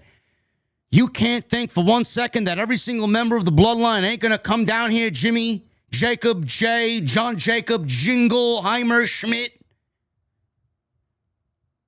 Fun fact, his name is my name, too, and he's probably going to get involved in that match. As will their mom, their dad, their uncle, their aunt, their daughter, their grandmother, maybe the neighbor down the street, just to make sure Roman Reigns is still the champion. And guess who's going to put the big old stamp on it? Adam Pearce. Now, I ain't going to go as far as to say that Adam Pearce is in the pocket of Roman Reigns with the bloodline. But what I am going to say is that there's a stark difference in the way that Adam Pearce talked to me last week, and then a difference in the way he talked to Roman Reigns the week before. Well, maybe, I love LA Knight, but let's call a spade a spade. Maybe because Adam Pearce thinks maybe that LA Knight's a loser. Or at least it has definitely to do with the fact that LA Knight is not a World Heavyweight Champion and Roman Reigns is. But that's okay. I may be unchosen, but every single one of you chose me. And more importantly than any of that, I chose myself, which means I do it my way, which means I get the job done. And I will make you one single solitary promise, which is I don't know how to quit. I don't know how to stop. I can't stop the undeniable Kavorka. And I can't stop being LA Knight. And with that being the case, I'm going to go ahead and wish every single man in that match on Friday luck. And I especially want to wish Jey Uso luck.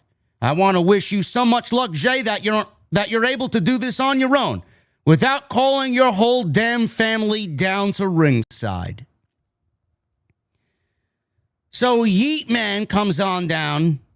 He takes his mediocre time getting down there so that everybody in Paris can yeet. They're all yeeting with their phones out. He gets in the ring. He says, main event Jey Uso is now in Yo City. Fans in Paris are yelling, run it back, run it back, run it back. And we get one of these deals. We get him running it back, and then he's on the fucking ropes doing the goddamn fucking yeet. LA Knight cuts him off mid-yeet as his song is playing. You don't possibly expect me to stand here and watch this now, do you? Tell me why you came down here to interrupt me. Jey Uso says, because whenever my family calls for me, I'm going to answer that call, LA. So I need you to stay in your damn lane. As far as me and you, yeah, I'm in the King of the Ring tournament. Yeah, I don't need no luck, LA, because I'm still him. No, Carmelo is him.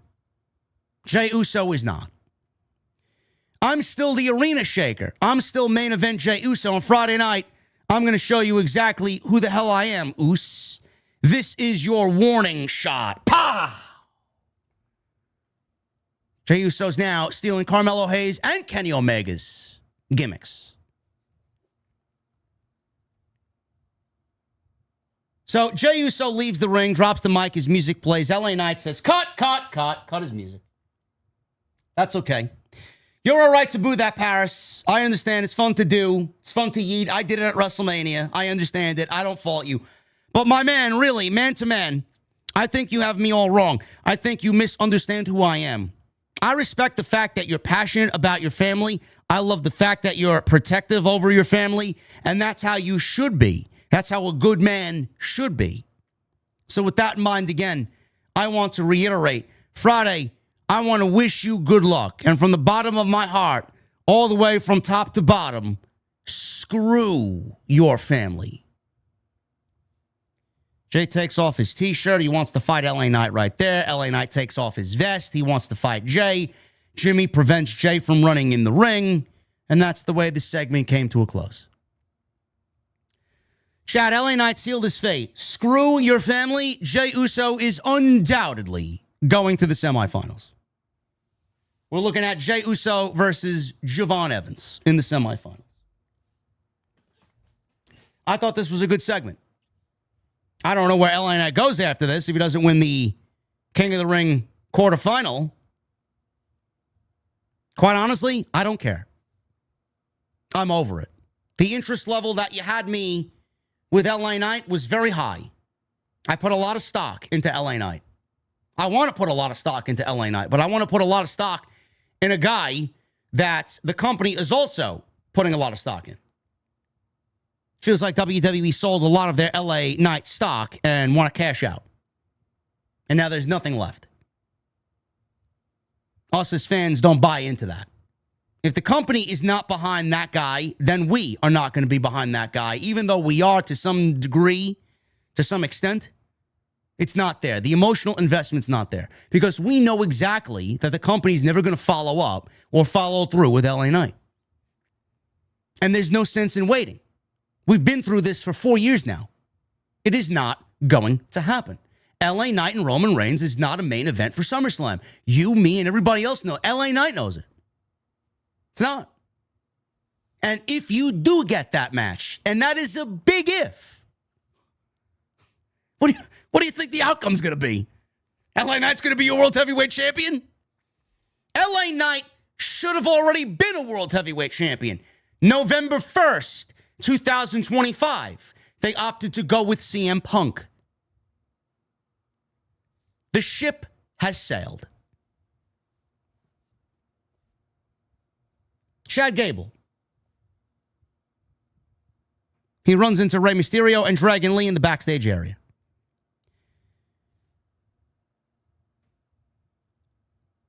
I love the segments that they've done with Chad Gable.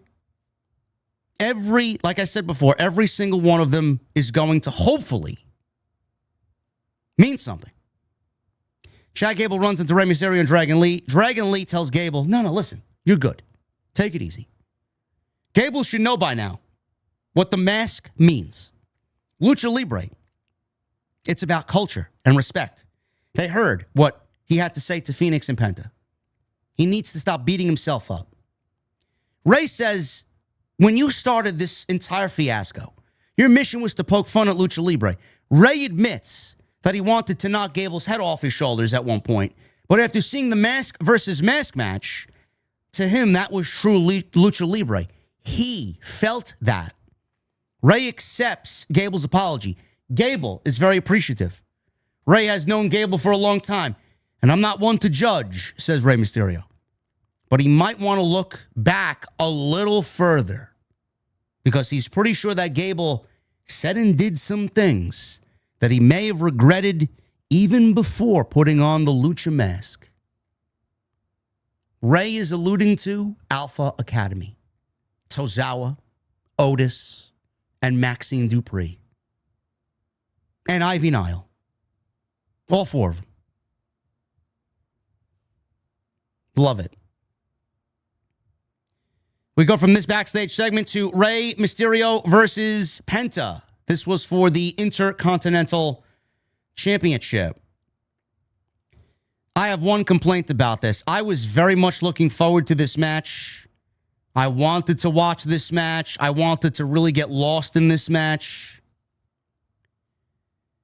Chat, this went 13 minutes.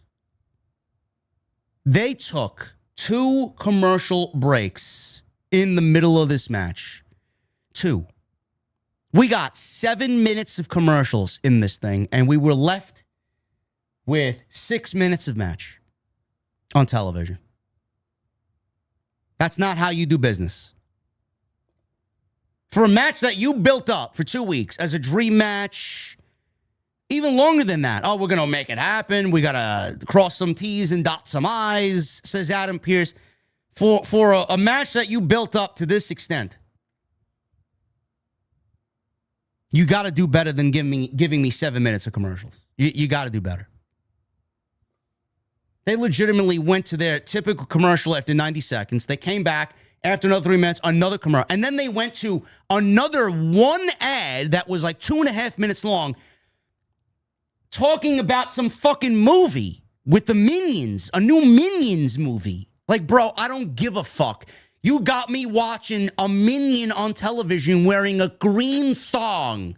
What the fuck are you doing taking 7 minutes of commercial in this match that you deemed a dream match? For me to look at a Minion in a green thong wearing clown makeup.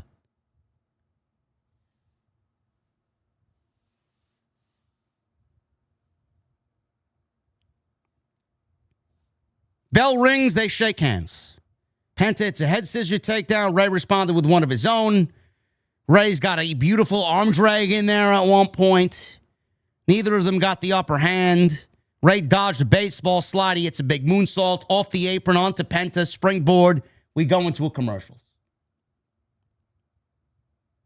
Penta comes back from the commercial, sending Rey into the ring post on the outside.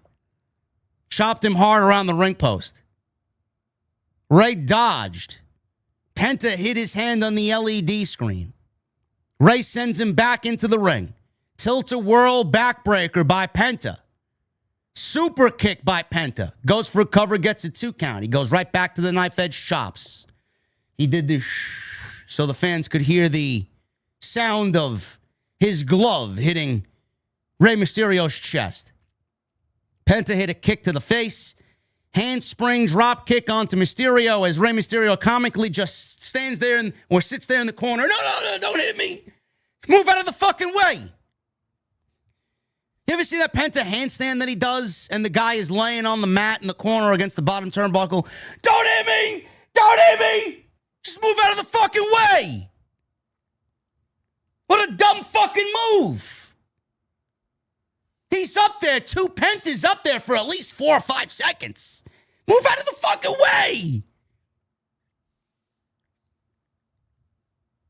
So he does the handspring.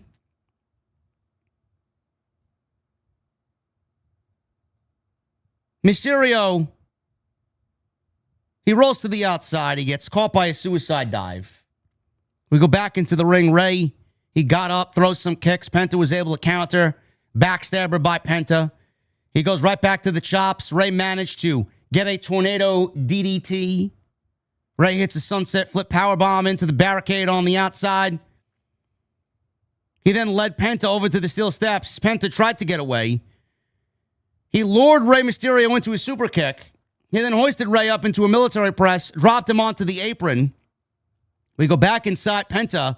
He goes to recover. Rey kicked out at a 2 count. Again, they're trading chops. A lot of chops here. Penta kicked Rey's leg out. He then went for a Penta driver. Rey got out of it, walked into a super kick. Penta managed to land a Penta driver. Rey eventually kicks out at a 2. So Rey's back up. He hits a poison rana out of nowhere. Follows up with a 619. Big crossbody. He went for a cover. Penta kicked out. Rey gets up. He eats a super kick from Penta. He went for another Penta driver. Rey countered. Set him up for another 619. Rey went for a frog splash. Penta got the knees up. Penta got to his feet. He grabbed Rey. Hit him with a Mexican destroyer out of nowhere. Covered Rey Mysterio. 1, 2, 3. You know, Michael Cole called this one a classic on commentary. I got 7 minutes of fucking commercials on my end because I watched it on Netflix here in the United States with no VPN. And I had to watch 2.5 minutes of commercials with a minion wearing a green thong. I don't call that a classic. WWE Classics consist of 7 minutes of commercials and 6 minutes of in-ring time. If you wanted this to be as advertised, you would have given this, A, the main event, and B, you would have given them more than enough time to do what they needed to do. And only one commercial break. They gotta space their commercial breaks out better. Netflix tells WWE how many commercials they need. WWE puts the commercial breaks in between, and they come up with all that. Why did this match need 3 commercial breaks is what I want to know. The one match that you hyped up bigger than anything else on this show, and the one match that many people wanted to see. This was not a classic. I felt like there was just so much left on the table. They barely got out of second gear. This is nowhere near anywhere what these guys are capable of together in the ring.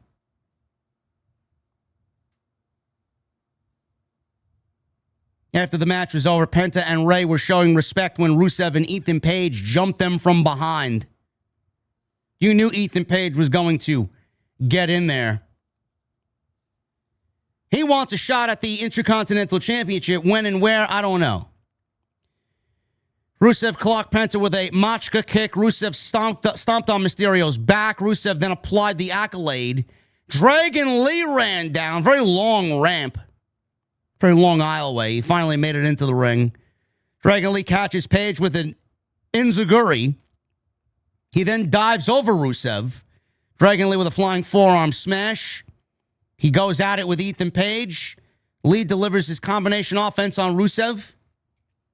Dragon Lee then shoves Page into Rusev. He then super kicks Page. Lee clotheslines Page over the top rope. Lee then drop kicks Rusev off the apron. So he really is coming in here saving his Mexican brothers. Page pulls Lee out of the ring, launches Lee over the timekeeper's area. He looked like he took a nasty spill. Rusev then gets in the ring and ripped Rey Mysterio's mask off after Ethan Page told him to. So Rusev is holding up Mysterio's mask like a trophy. Page comes in, puts the boots to Penta, who's covering Rey Mysterio, who's now without a mask. Chad Gable ran out. Chat, did you notice anything about Chad Gable's music? I hope that this means that a push and a big push is coming. They gave Chad Gable his American Alpha, or his Alpha Academy. What was it? His American Alpha theme? His Jason Jordan, Chad Gable theme. That's what they gave him. They gave him his old NXT theme. They gave him his old theme music back. I don't know if that means a push is coming, but I mean, holy fucking shit. If you're giving somebody the classic theme back, I would hope that a push is on the horizon. Seriously. American Alpha? Love them. Those were the fucking days, man. Those were the days. He comes on out, hands out German suplexes to Rusev, to Ethan Page. Rusev eventually drags Page out of the ring. Gable picked up Mysterio's mask. He contemplated it for a little bit. He eventually handed it back to Penta, who then put the mask back on Rey Mysterio. Big, big pop. I'm telling you this right now. I don't know what needs to be done. I don't know what road WWE is going to have Chad Gable drive down on the road to SummerSlam. I don't know who's going to be in the IC title picture, whether it's going to be Penta, Rusev, Ethan Page, Javon Evans, Dragon Lee, Rey Mysterio. Maybe they just throw everybody in a ladder match, but they did that at WrestleMania. I'd much rather see a one-on-one match. I don't give a fuck what road they take there. I'm doing one thing and one thing only. Penta against Chad Gable.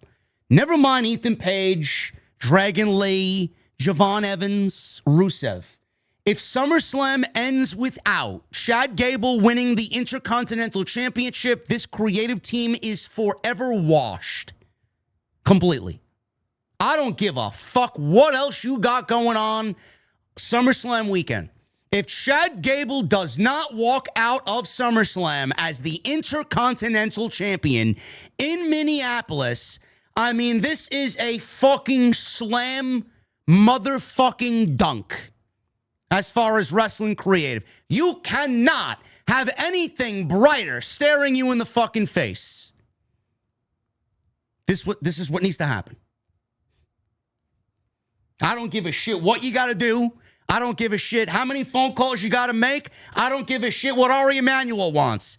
Let's get it done. Chad Gable is the most underutilized and underappreciated talent of the modern era. After the match with Kaiser on AAA, if this man isn't due for a fucking major promotion to championship gold, I don't know what the fuck we're doing.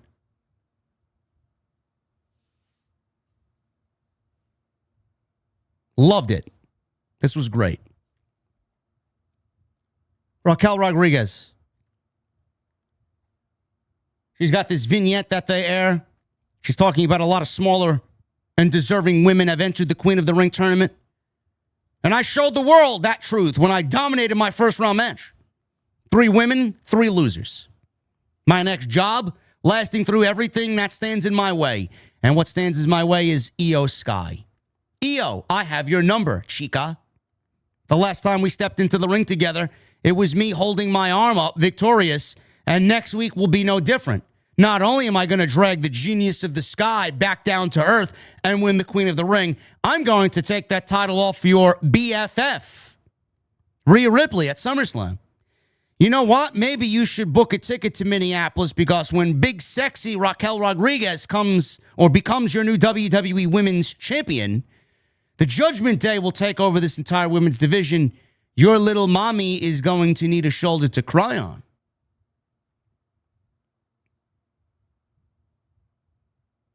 Again, we could realistically see Raquel and Liv in the final. We could. If Liv doesn't make it there, I could see Raquel going to the final against Charlotte. The dummy in me wants Charlotte and Io because it's the best wrestling match out of what's left. The best wrestling match in World Wrestling Entertainment? Go watch AEW, JD. That's where you'll see the wrestling. Who am I kidding, man? Triple H loves the Judgment Day. I cannot see this going any other way. Io Sky. She had a vignette promo. Before leaving the United States, Asuka trusted me with the women's division. There is nothing I take more seriously than protecting the honor and responsibility bestowed by Asuka. Raquel, you are a physical force to be reckoned with. But you have no honor. You have no heart. Everything you do is to protect the ego of the woman who pulls your strings, Liv Morgan. For your own good, I will unburden you of that responsibility. Next week, I will end your run in this tournament. I will put the Judgment Day in their place. And at SummerSlam, I will become something you've never been, a world champion. All right. Here's to Io and Charlotte in the final. We go to the Judgment Day Clubhouse. Roxanne Perez is trying to talk to Liv Morgan one-on-one and kind of express her feelings here. She said she had something to say, but didn't want to say it before Liv's match, because that was obviously more important. She's been thinking, and Liv was right last week, she was just down about not advancing in the tournament. And she was just thinking about herself when she should be thinking about the bigger picture. Roxanne says that she wants either Liv or Raquel to win the Queen of the Ring, because a win for one is a win for all.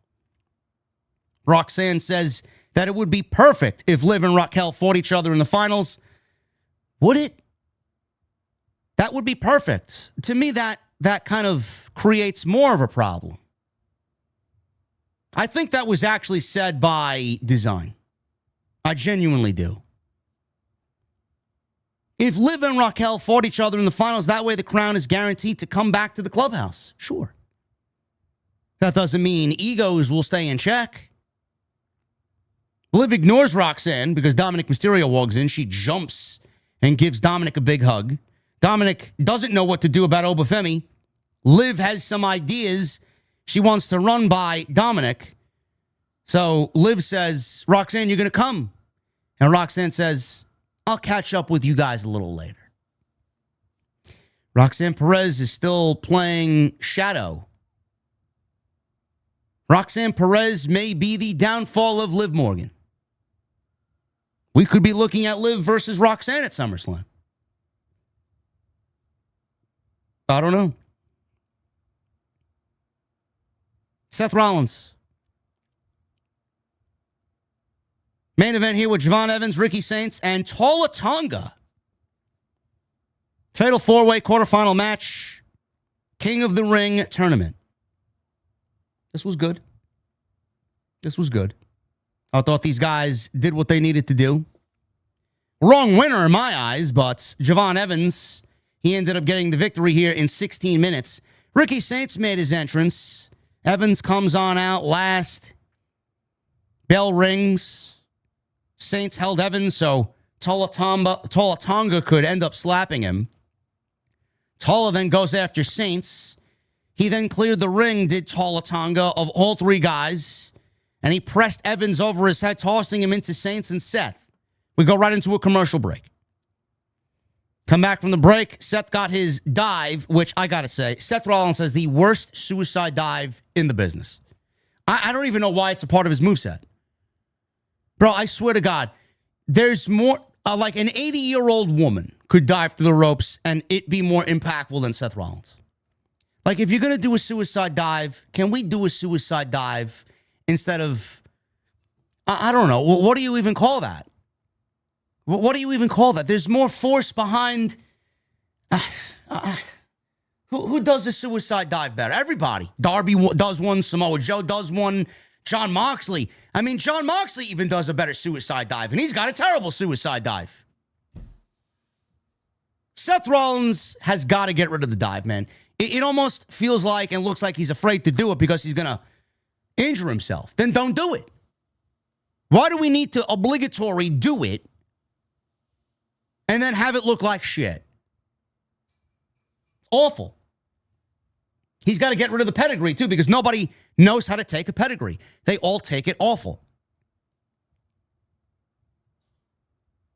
So after the break, he got his dive.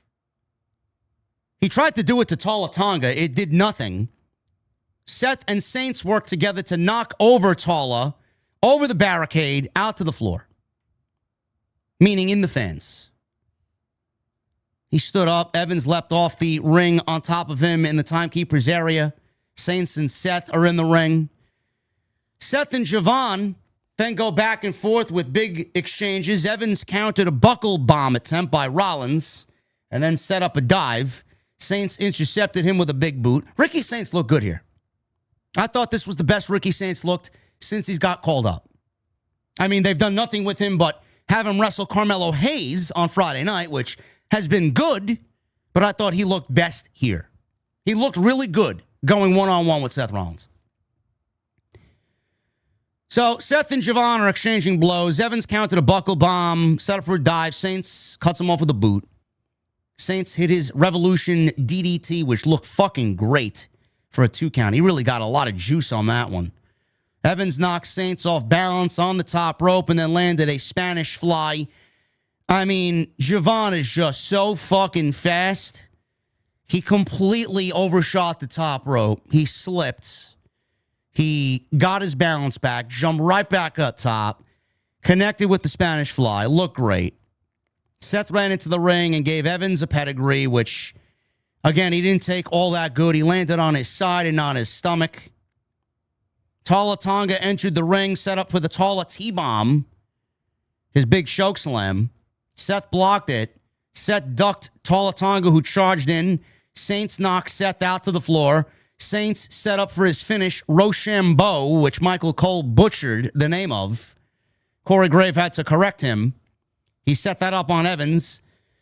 Evans threw Saints to the floor, landed a big dive onto all 3 guys, which, I mean, that always looks great.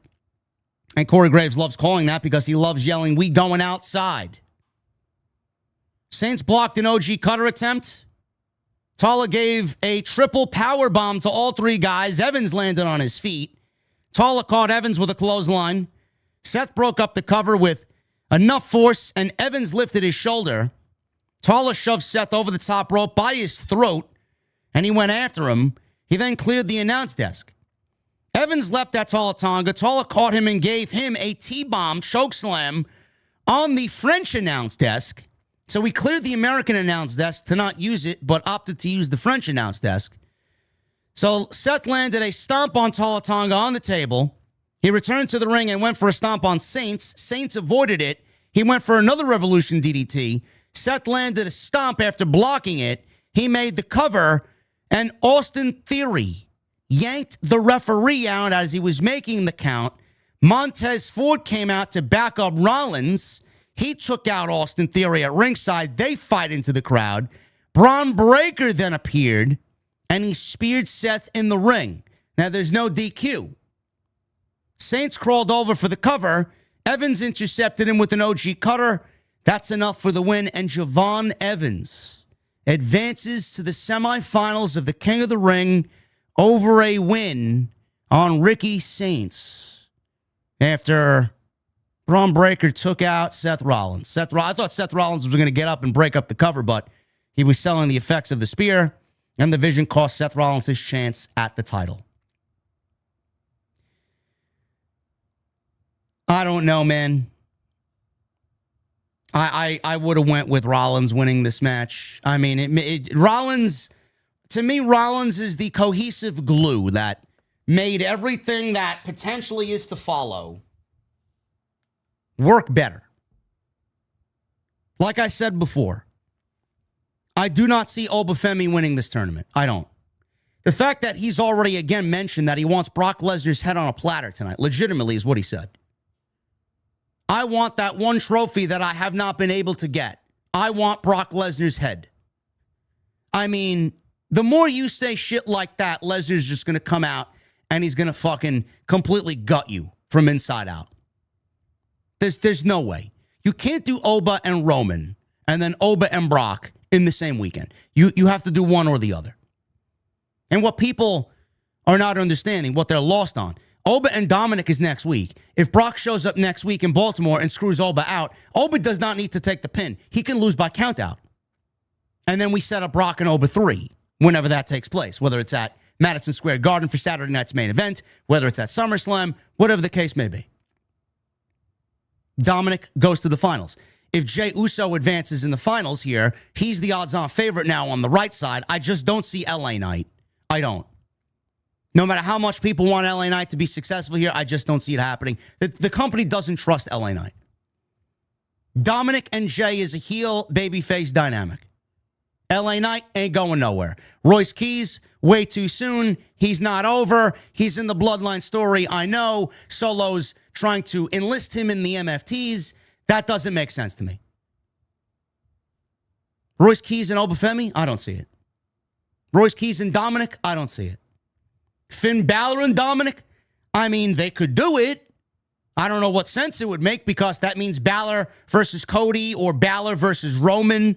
Neither one of those are SummerSlam main events. It's either Oba or Jey Uso. It's either you go all the way with Oba and have him beat Roman at SummerSlam, or you do Brock Lesnar. It's not both. And I could see Jey Uso going after Cody, which is fucking mental. Jey Uso going after Cody at Roman's request to bring that title to the Bloodline. And Rollins and Reigns get their night 1 main event. Or night 2 main event. Because Cody and Jey Uso ain't closing SummerSlam out. It's a night 1 main event. All of this would have made sense if WWE had the balls, if Triple H had the balls to do Oba and Braun. Rollins advancing to the finals, meeting Bron Breakker, instead of us getting a third match now because of outside interference, instead of doing it by means of the tournament, which would have made it much more impactful, much more important. That third meeting would have meant more. Now it's just Rollins and Breakker. Match 3. What's on the line? I hope I'm wrong. I genuinely hope I'm wrong. If Jey Uso and Cody Rhodes is the direction, I swear on everything that this company is, I hope that people revolt. That is fucking awful. Awful. I just can't see them doing Oba. And the last thing I'll mention here is what I mentioned before. If you give Oba the World Championship at SummerSlam after winning the King of the Ring and you haven't beat Roman, where does he go from here? Who's on Monday night that you're going to put in a world title program with Oba Femi? There's nobody there. They have nobody prepped. Why are we so hasty to give him world championship when the only place for him to go is down? You're setting him up for failure when he's not ready for success. Why would you do that? Rollins and Reigns is the right direction. However you get there, that's the direction. What I'm afraid is they're going to do Jey Uso and Cody Rhodes for the WWE Championship. That's all I got for you on this Monday night. Thank you guys for joining me on this Monday afternoon. I can't wait for this basketball finals nonsense to wrap up. These afternoon streams are not where it's at. It fucks up everything, but we did our best. I thought we had a great fucking show tonight. And we covered everything we needed to. Follow me on social media at JD from NY206, Twitter, Instagram, TikTok, and Cameo. Hit that subscribe button down below. Turn on the bell for all notifications. Go check out all the great content on the channel. We uploaded a banger video yesterday on Nick Khan, basically rewriting the WrestleMania 40 narrative, where he said Rock and Roman teaming together against Cody and Seth was the plan all along. No, it wasn't. No, it wasn't. I don't know how anybody believes a word out of Nick Khan's mouth, Ari Emanuel's mouth, Triple H's mouth, Mark Shapiro's mouth. They're all liars. They got to where they are by lying, which is why WWE owes nearly $1 billion to shareholders. They shut them up because what would have been uncovered would have been damning against the company. And once again, Vince gets by buying himself out of another situation. What did we used to say, chat? When Vince runs into a problem, he fixes it by throwing money at it. His money saved him again. How much of that money is left? I don't know.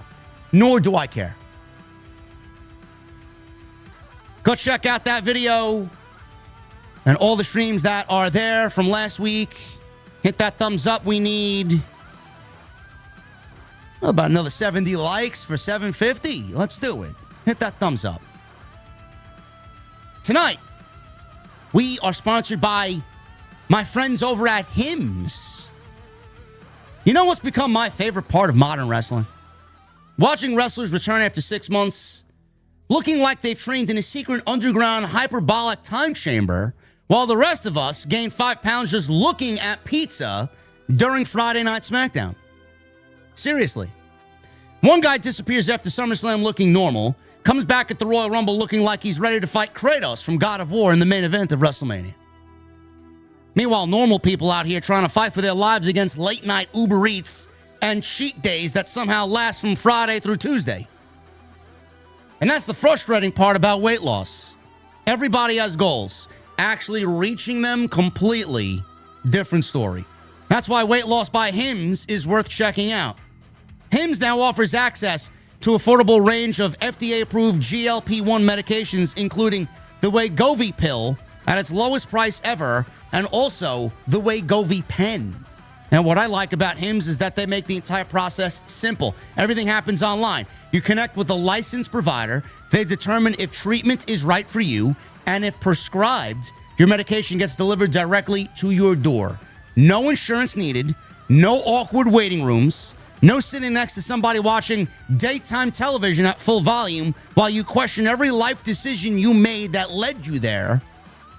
And Hims gives you more than just medication, too. You get access to 24/7 messaging with your care team, plus meal plans, recipes, fitness videos, sleep support, real tools to help you stay consistent. Because I always say consistency matters, which is why we're successful here on YouTube. Consistency matters more than crashing a diet 2 weeks before beach season like it's a desperate Vince McMahon creative rewrite. Now listen up. You guys want to reach your goals, you got to visit hims.com/scripts to get a personalized, affordable plan that gets you. That's hims.com/scripts, hims.com/scripts. This is based on advertised cash price for 30-day supply of medication only. Membership required, fee not included, and billed separately. Weight Loss by Hims is not available in all 50 states. Wegovy is the registered trademark of Novo Nordisk AS. To get started and learn more, including important safety information, Wegovy clinical study information, and restrictions, please visit hims.com. Super chats are open. Best way to support the show. Let's get them in.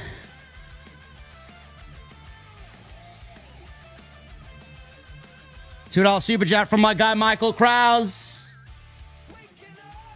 JDOTS, all gas, no brakes with it. Let's go. Yeah. Thank you, Michael. Michael's always here every single night. We love Michael. Olivia with a $1 super chat. MJF versus Omega versus Ospreay all in. Is there a chance? Sure. There is a chance. Do I trust Tony Khan? No, I don't.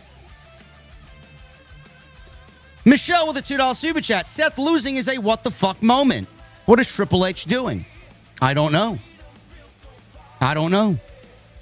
He clearly forgot to pay for his upgrade on ChatGPT.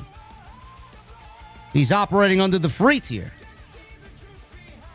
Michelle also, I still fear a Jey Uso King of the Ring and Roman gets Roman in Minneapolis. No, he would not be winning the King of the Ring to get Roman. He'd be winning the King of the Ring to get Cody. Lee Tom with a 5 months. Penta vs. Rey was incredible. Other than that, this was boring. Thanks, JD, for keeping it real every week. OTS for life. Thank you, Lee. Thank you for being here. I don't know if I'd call Penta vs. Rey incredible. I had to watch 7 minutes of commercials with a movie advertisement for the new Minions movie where one of them was dressed in a green thong. I do not deem that incredible. Mike with a 49 months. Let's go, Knicks. WWE booking is whack. That is one way to put it. Let's go, Knicks. Twister 1296 with a 499. Stories are non-existent, but the wrestling tonight was once again very good stuff. I mean, when you got Rey and Penta and Rollins and Javon and guys like that out there, it's going to be good. Gable, it's going to be good. Becky. Let Maine with a $5 super chat. What's up, JD? Man, if WWE puts the tag team titles on Montez and Seth that night of champions, what a big fuck you to Angelo Dawkins. Let's go, Knicks. Queens, New York for life. Do you guys think that's where it's going? Bro. I didn't even think of that. Can you imagine Austin Theory and Bron Breakker versus Seth Rollins and Montez Ford for the tag team titles?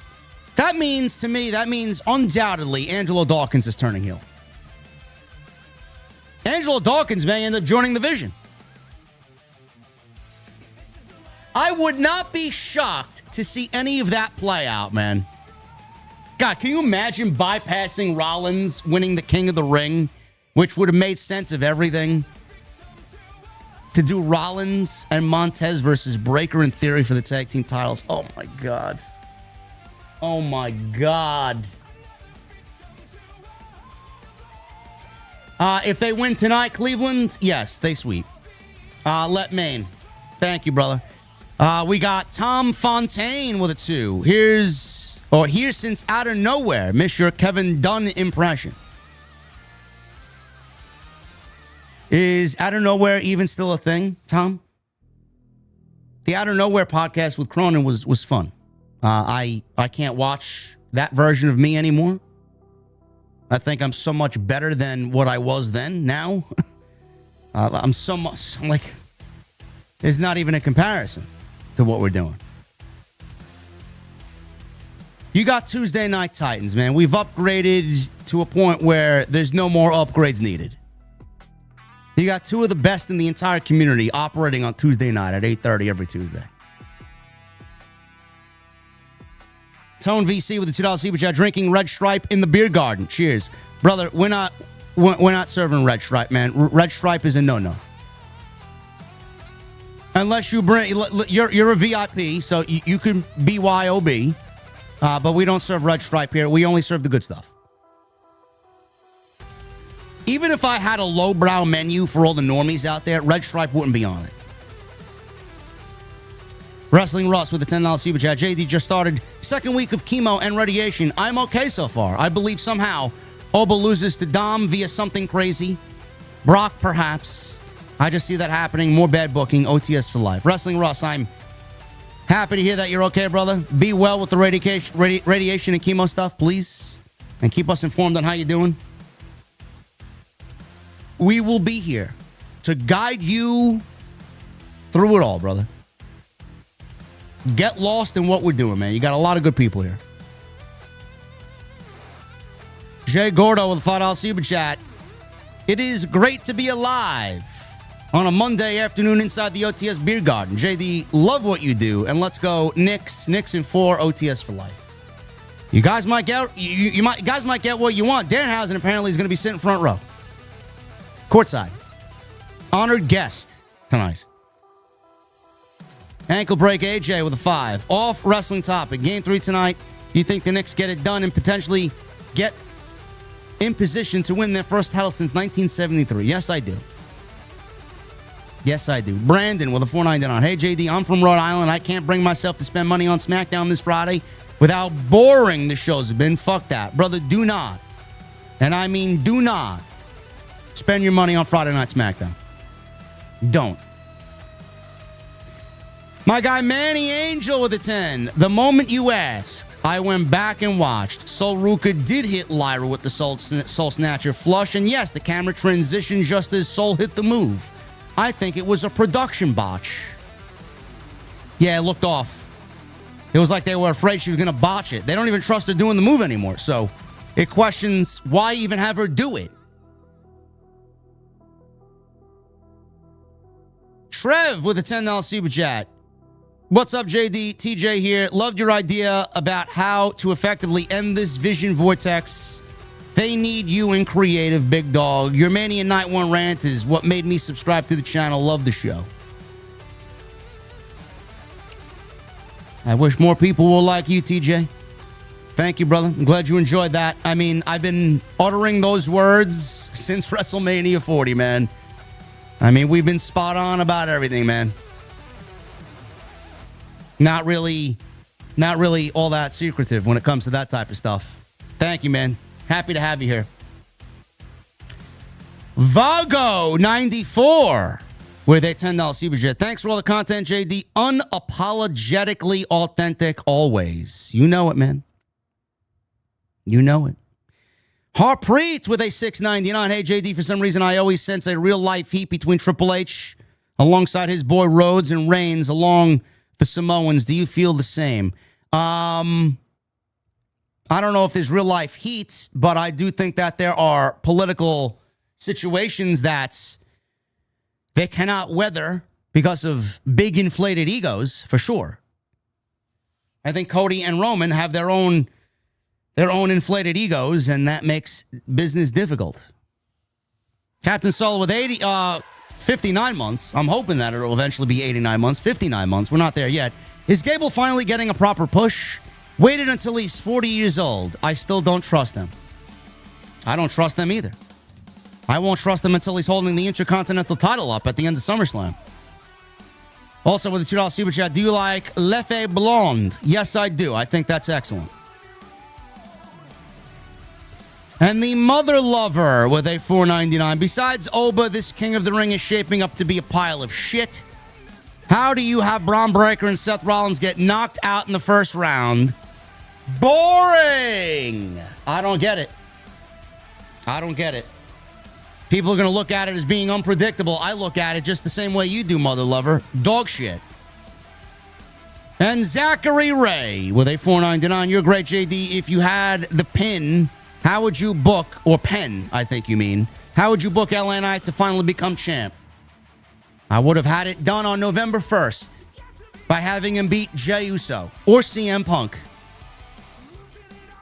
Saturday night's main event. He should have been the champion. He should have been the champion going into the Rumble, and he should have lost it to Bron Breakker. That's the way I would have did it. But we ended up getting what we got, and there's no reason to go back and complain about it. Thank you guys very much for all your support. We'll be live twice tomorrow. Once at 11:30 on Jonathan Coachman's YouTube channel. BTT Studios with Behind the Turnbuckle and the 2 Count. 11:30 Eastern on his channel. Grab a cup of coffee and join us for the fastest pro wrestling show in the entire IWC. And then Tuesday night, the main event. The reason why you guys show up. Tuesday Night Titans, episode 150 with the Sala Monster. We'll see you live tomorrow for a busy Tuesday. Thank you guys very much. That's all I got for you. Furious with a $4.99. What's up, JD? Looks like Zilla Fatu and Mike Santana are WWE bound. 2 good gets, to be honest. We'll see, brother. I don't trust them. I'll see you guys later.